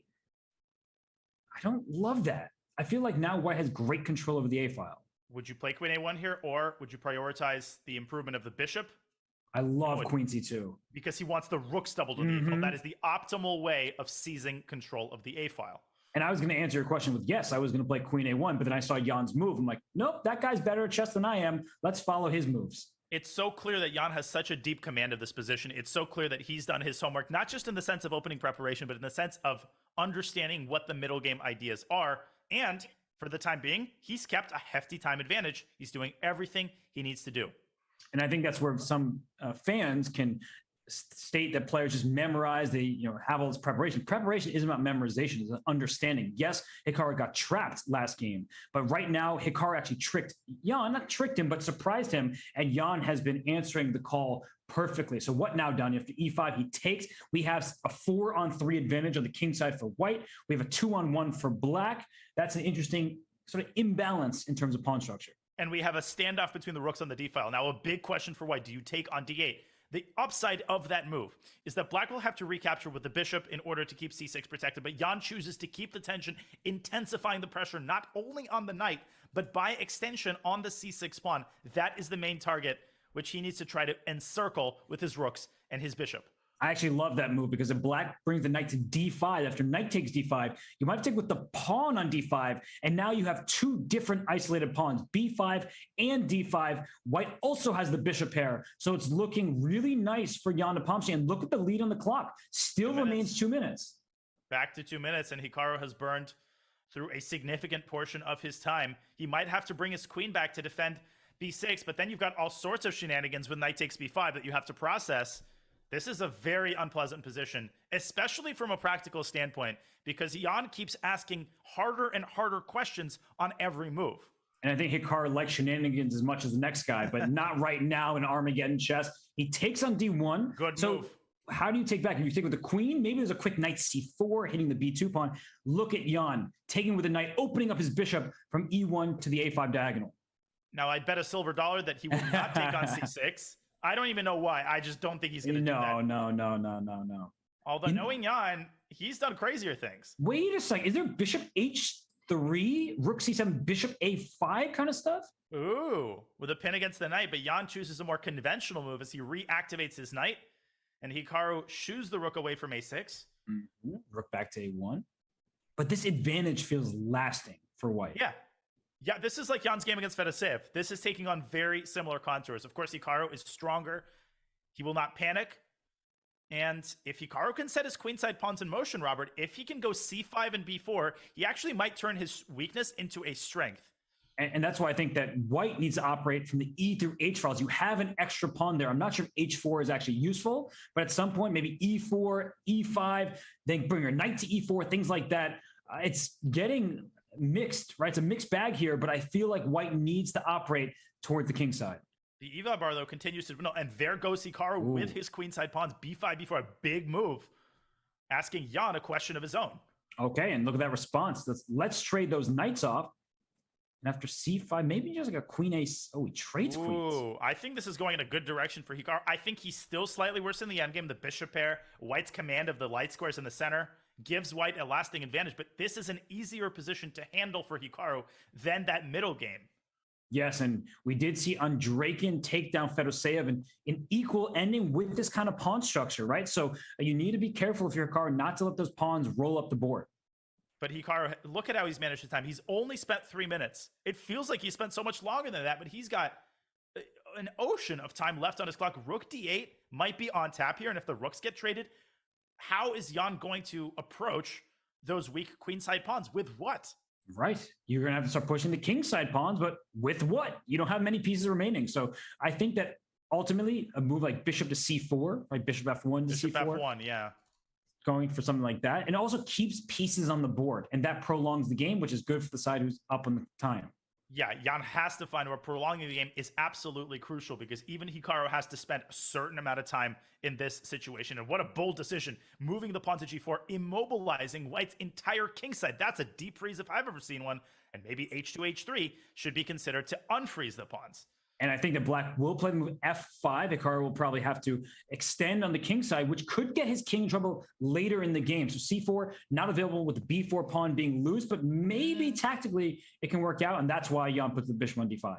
Now he definitely prevents c4, but Hikaru aims at the bishop, moves the rook back to d8. Just get the sense that Hikaru is playing with a lot of confidence here. Knight b5, knight c3 is another idea that Jan has to reckon with. And knight b5 to d4 now, but maybe... just maybe White can operate around that knight. There is no king d3 though, because after knight d4, king d, knight takes b3 becomes available thanks to the. But where do you go? Where do you go to e3? Because then you have to reckon with the knight c2 check. Oh, so king back to f1, just run away. I suppose so, but that's a pretty big win for Black. And if he wants to force an opposite color bishop position, which is what he's he's doing that. Unbelievable game by Hikaru. I mean, this defense is. To say it's textbook is to say nothing. This has been surgical, filigree precision, but he needs to finish the job. And h2 is hanging, by the way. Which he might take. If king e2, he'll probably just go knight d4 check back, because why allow the game to continue if you can almost force a draw? But what a game by Hikaru here. I mean, every move has been something to learn from. And Jan has to find a way to keep the flames of initiative going.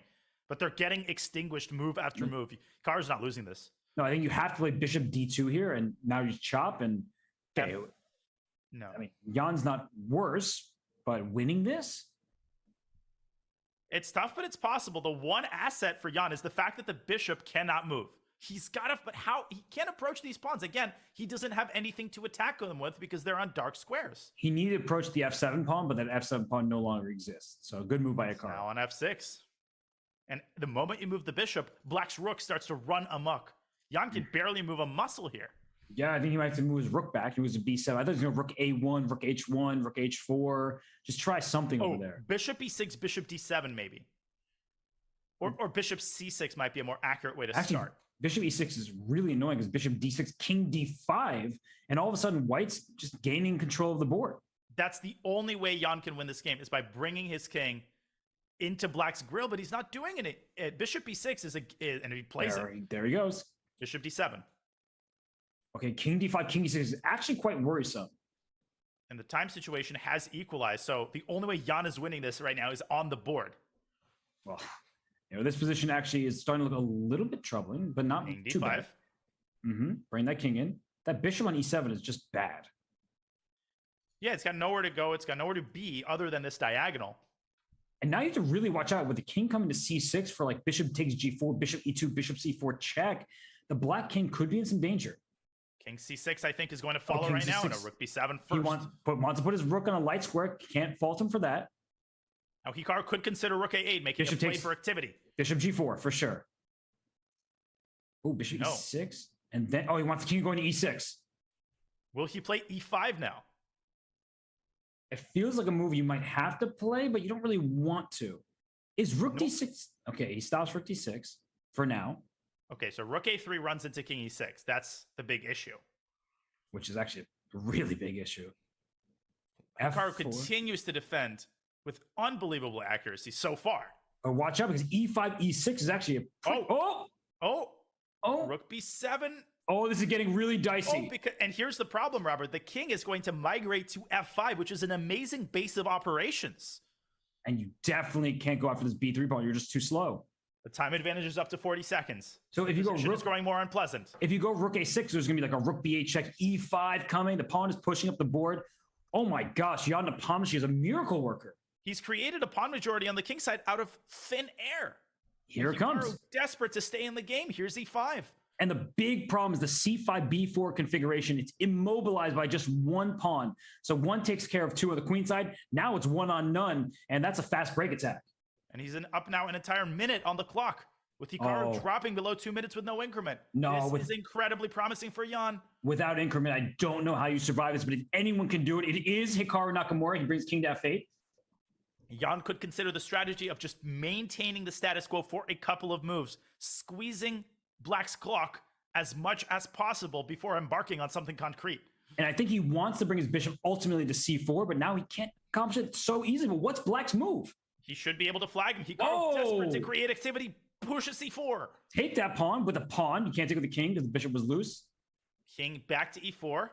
And now the bishop has a safe haven on d5. And the king can remaneuver back to the center with king f5, king e6, or king g6. I think objectively, this is winning over the board, but especially with Hikaru's clock situation, I think it's just no chance.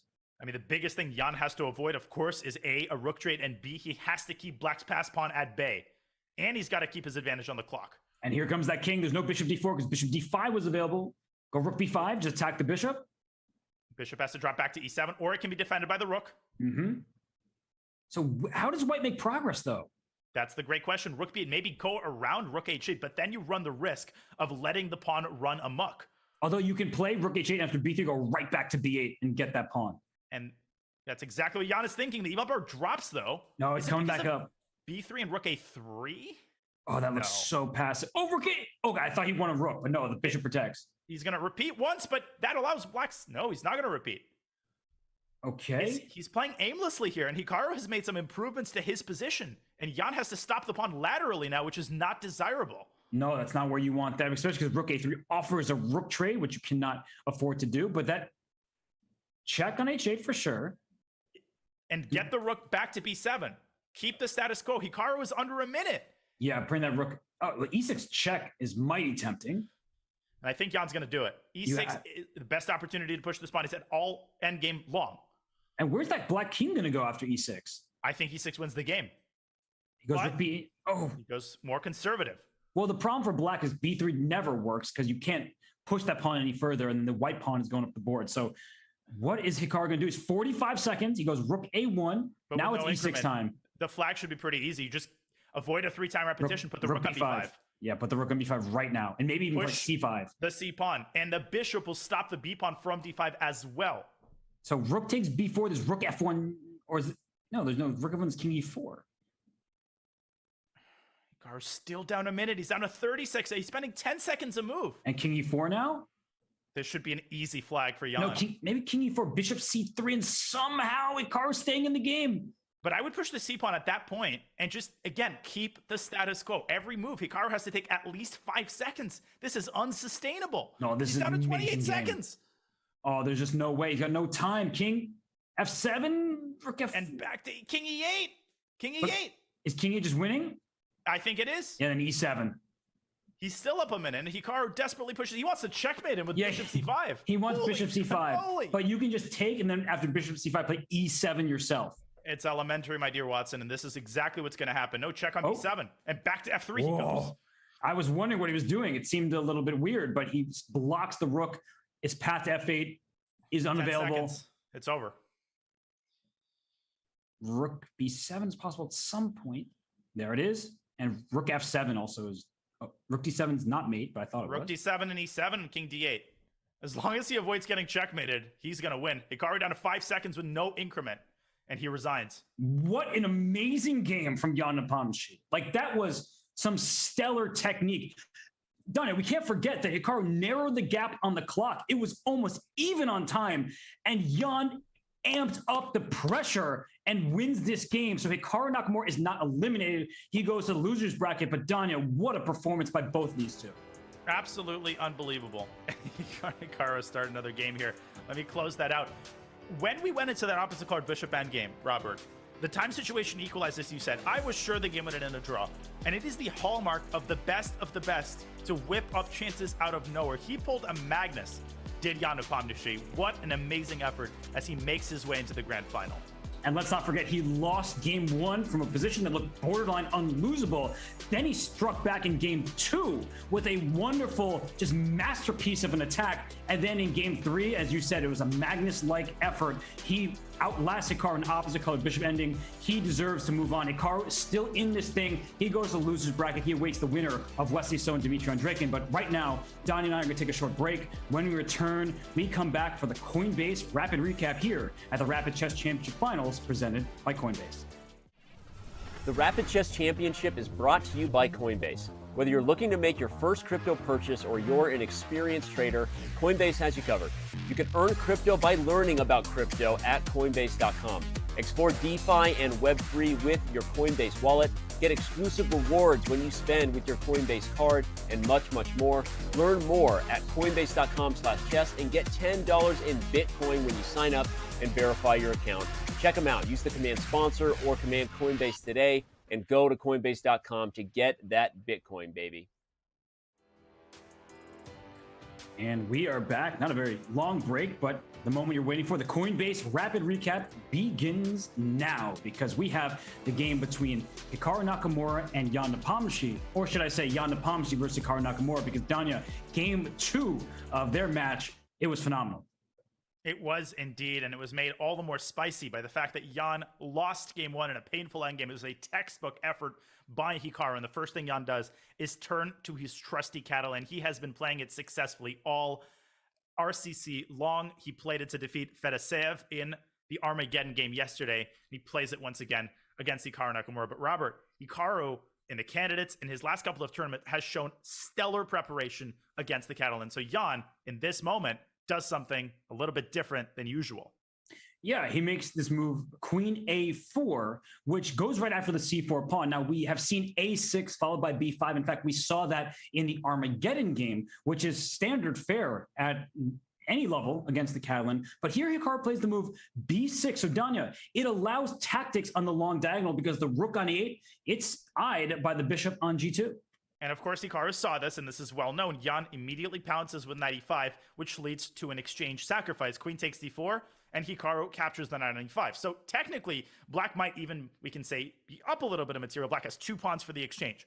But the underlying problem in black's position is his terrible development. These 2 pieces on the king side, keep a close eye on them because, spoiler alert, they essentially never got out of the gates. But Jan's preparation from this point on, Robert, was beyond impressive.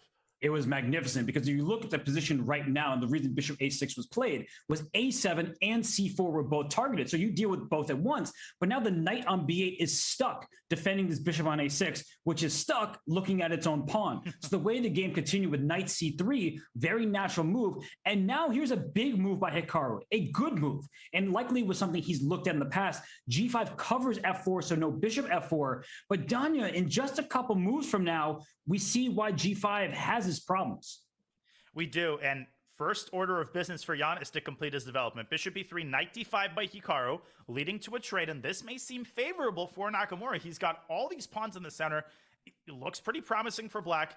Jan brings the rook into d1 to keep the d5 pawn at bay, and after c6, maybe the most impressive move of the game. h2, h4 out of nowhere. And this is a cannonball of a shot, because if Hikaru takes on h4, he pays the price for his lack of queenside development. White plays bishop f4, forces the queen back, and whoop, takes the knight off of the game. And what do you mean? Good bishop for bad knight? Why would you do that? Well, the bishop on a6 is now left without a defender. And if you try bishop b5, the queen joins the bishop just in time. And that led Hikaru to make the decisive concession. Yeah, it was out of nowhere except for Jan's chess base because he prepared h4, likely for the candidates. It was a great time to use it. h6, that seems like a very logical move. We were just talking about bishop f4 is the problem. But in this position already, it's super sharp down here. And probably there was only one move. If we just go back before h6, like already the position looks like black is about to lose. It looks like queen takes b2, which is like the most counterintuitive move ever. But you're defending your king by creating passed pawns. So you're distracting white's pieces later in the game. But that is an impossible move to find when facing preparation in a rapid game. This would have led to crazy complications. One can forgive Hikaru for playing the natural h6, but the big problem with this move is that the H file is now open, and that is a permanent problem for black, which Jan immediately exploits with the classy king g2, paving the way for the rook to migrate to h1, creating absolutely devastating threats against Hikaru's king. Now, Hikaru, he tries to evacuate his queen to a safer square, but Robert, it was essentially too little and too late as Jan's pieces pour into the king side with decisive effect. And yeah, the rest of the game was quite natural from White's way. Look at this rook up the board. Let's go to h5. The next rook joined the party with rook to h1. And after Hikaru finally started getting his pawns rolling, it's too little, too late, because bishop takes g5, another tactical move, munching on the pawn because you'll get a rook if you take that bishop. So Hikaru tries just to keep the game going, but it's not really getting anywhere because the knight on b8 at long last is hunted. Filigree precision to end the game by Jan as he drops back to f4, indeed hunting down the knight. And after the trade on h5, Hikaru plays bishop c8, and without awaiting Jan's move, which would have been rook h6 or queen c7, anything is winning here. Hikaru decided to resign the game. That led to an Armageddon, which was arguably an even greater masterpiece for Jan as he defeats Hikaru Nakamura, making his way to the grand finals. And that was your Coinbase rapid recap. Jan Nepomniachtchi, an absolute hero in this match and in the RCC as a whole. Yeah, what a performance by him. His invitation to the Rapid Chess Championship seems very warranted. He moves on to the grand finals. Who will he face? We don't have the answer to that because if you look at the bottom of the screen here in the gray, Wesley So, he lives to see another day, and so does Dmitry Andreikin. So those two will square off. The winner of that match gets the lovely, lovely prize of taking on Hikaru Nakamura, and the winner from there gets some shot at Jan Nepomniachtchi. Now, Jan, he is the favorite to win this event because he has 2 lives. If he loses a 2-game match, he gets another one right from there. So Jan Nepomniachtchi, he must be thrilled with the day he has had. He defeats Hikaru Nakamura after losing game 1. Danya, we gotta just tip our proverbial cap to him over and over and over again because he took a punch, but he immediately got right back up and he delivered the fatal blow to Hikaru Nakamura. And now Jan Nepomniachtchi, he's the one that everyone is trying to catch. His form is unbelievable. His preparation is crazy. He has so many tricks to pull out of the bag. This is Jan 2.0. We talked about it. This might even be Jan 3.0 because not only does he play the Catalan, not only does he now play the Petrov, but he's playing with such energy. He's playing with such passion. He's not just playing for a draw with black and for a win with white. He's playing for a win everywhere. He's playing with tremendous precision, calmness, tranquility, and amazing energy. Jan has been so fun to watch this tournament. Hikaru Nakamura drops down to the loser's bracket. He's got a chip on his shoulder. He's defeated Wesley and Andreikin plenty of times in the RCC, and Hikaru wants nothing more than another stab at Jan Nepomniachtchi in the RCC finals. And as you're saying, Hikaru's defeated them numerous times, but they also are 2 of the players who can claim that they've also beaten Hikaru a number of times. So nothing is set in stone from the loser's bracket. It will be super fascinating to see what happens on Championship Sunday. But for now, Danya and I are going to head out. We want to thank everybody who's been tuning in. Danya, I'll give you some final words before I wrap up the show and let us go. It's been such a treat to watch the RCC and to commentate it with you. You know, this day promised to contain loads of action, and it did. It did not disappoint. And I'm not just saying it because I got to say it. I would have called it out if we didn't have enough action, but we did. We had an amazing Armageddon to cap off the day.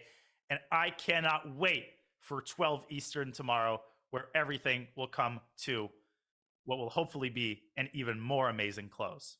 I can't wait either. So thanks again to you, partner. Thanks to everybody who's worked so hard to make this event possible, to the players, to the fans. And as we conclude day 3 of 4 here at the Rapid Chess Championship Finals, brought to you by Coinbase, for Dan Naroditsky and all the staff working hard behind the scenes, I'm Robert Hess, and we'll leave you with a recap of today's stream. Enjoy, and see you tomorrow. We're excited. It's going to be another fun day.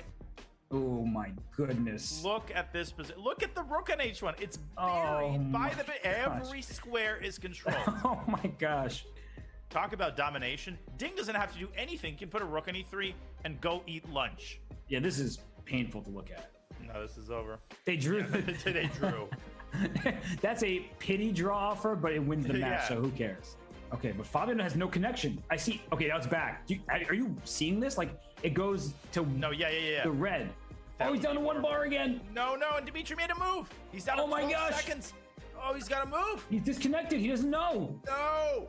Wow, that is absolutely this is tragic. Terrible. This is horrible. He's back. He's down to 4 seconds. He's got to move. 2, back. 1, Move. He's gone. He's gone. Oh my goodness. No. Terrible. Bishop g6. Just take the. Oh my god. Rook c5? No. No, that wasn't the move. Oh, rook e5, king f6, and rook c8's mate. Oh my god. And I don't see a different move for Fedisev. King F6 and E6. He's gonna Oh win. my gosh.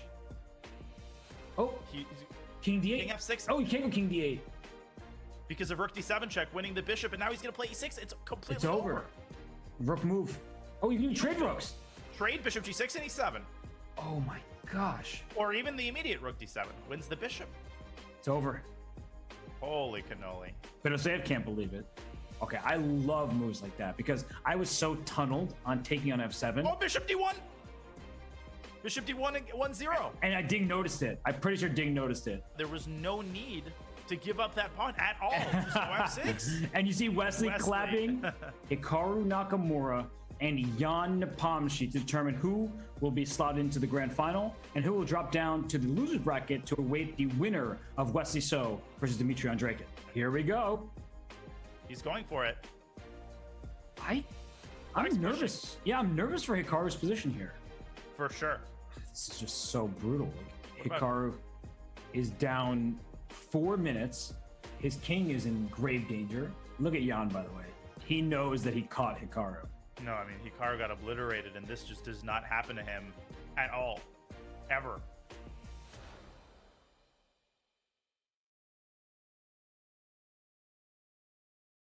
Super excited.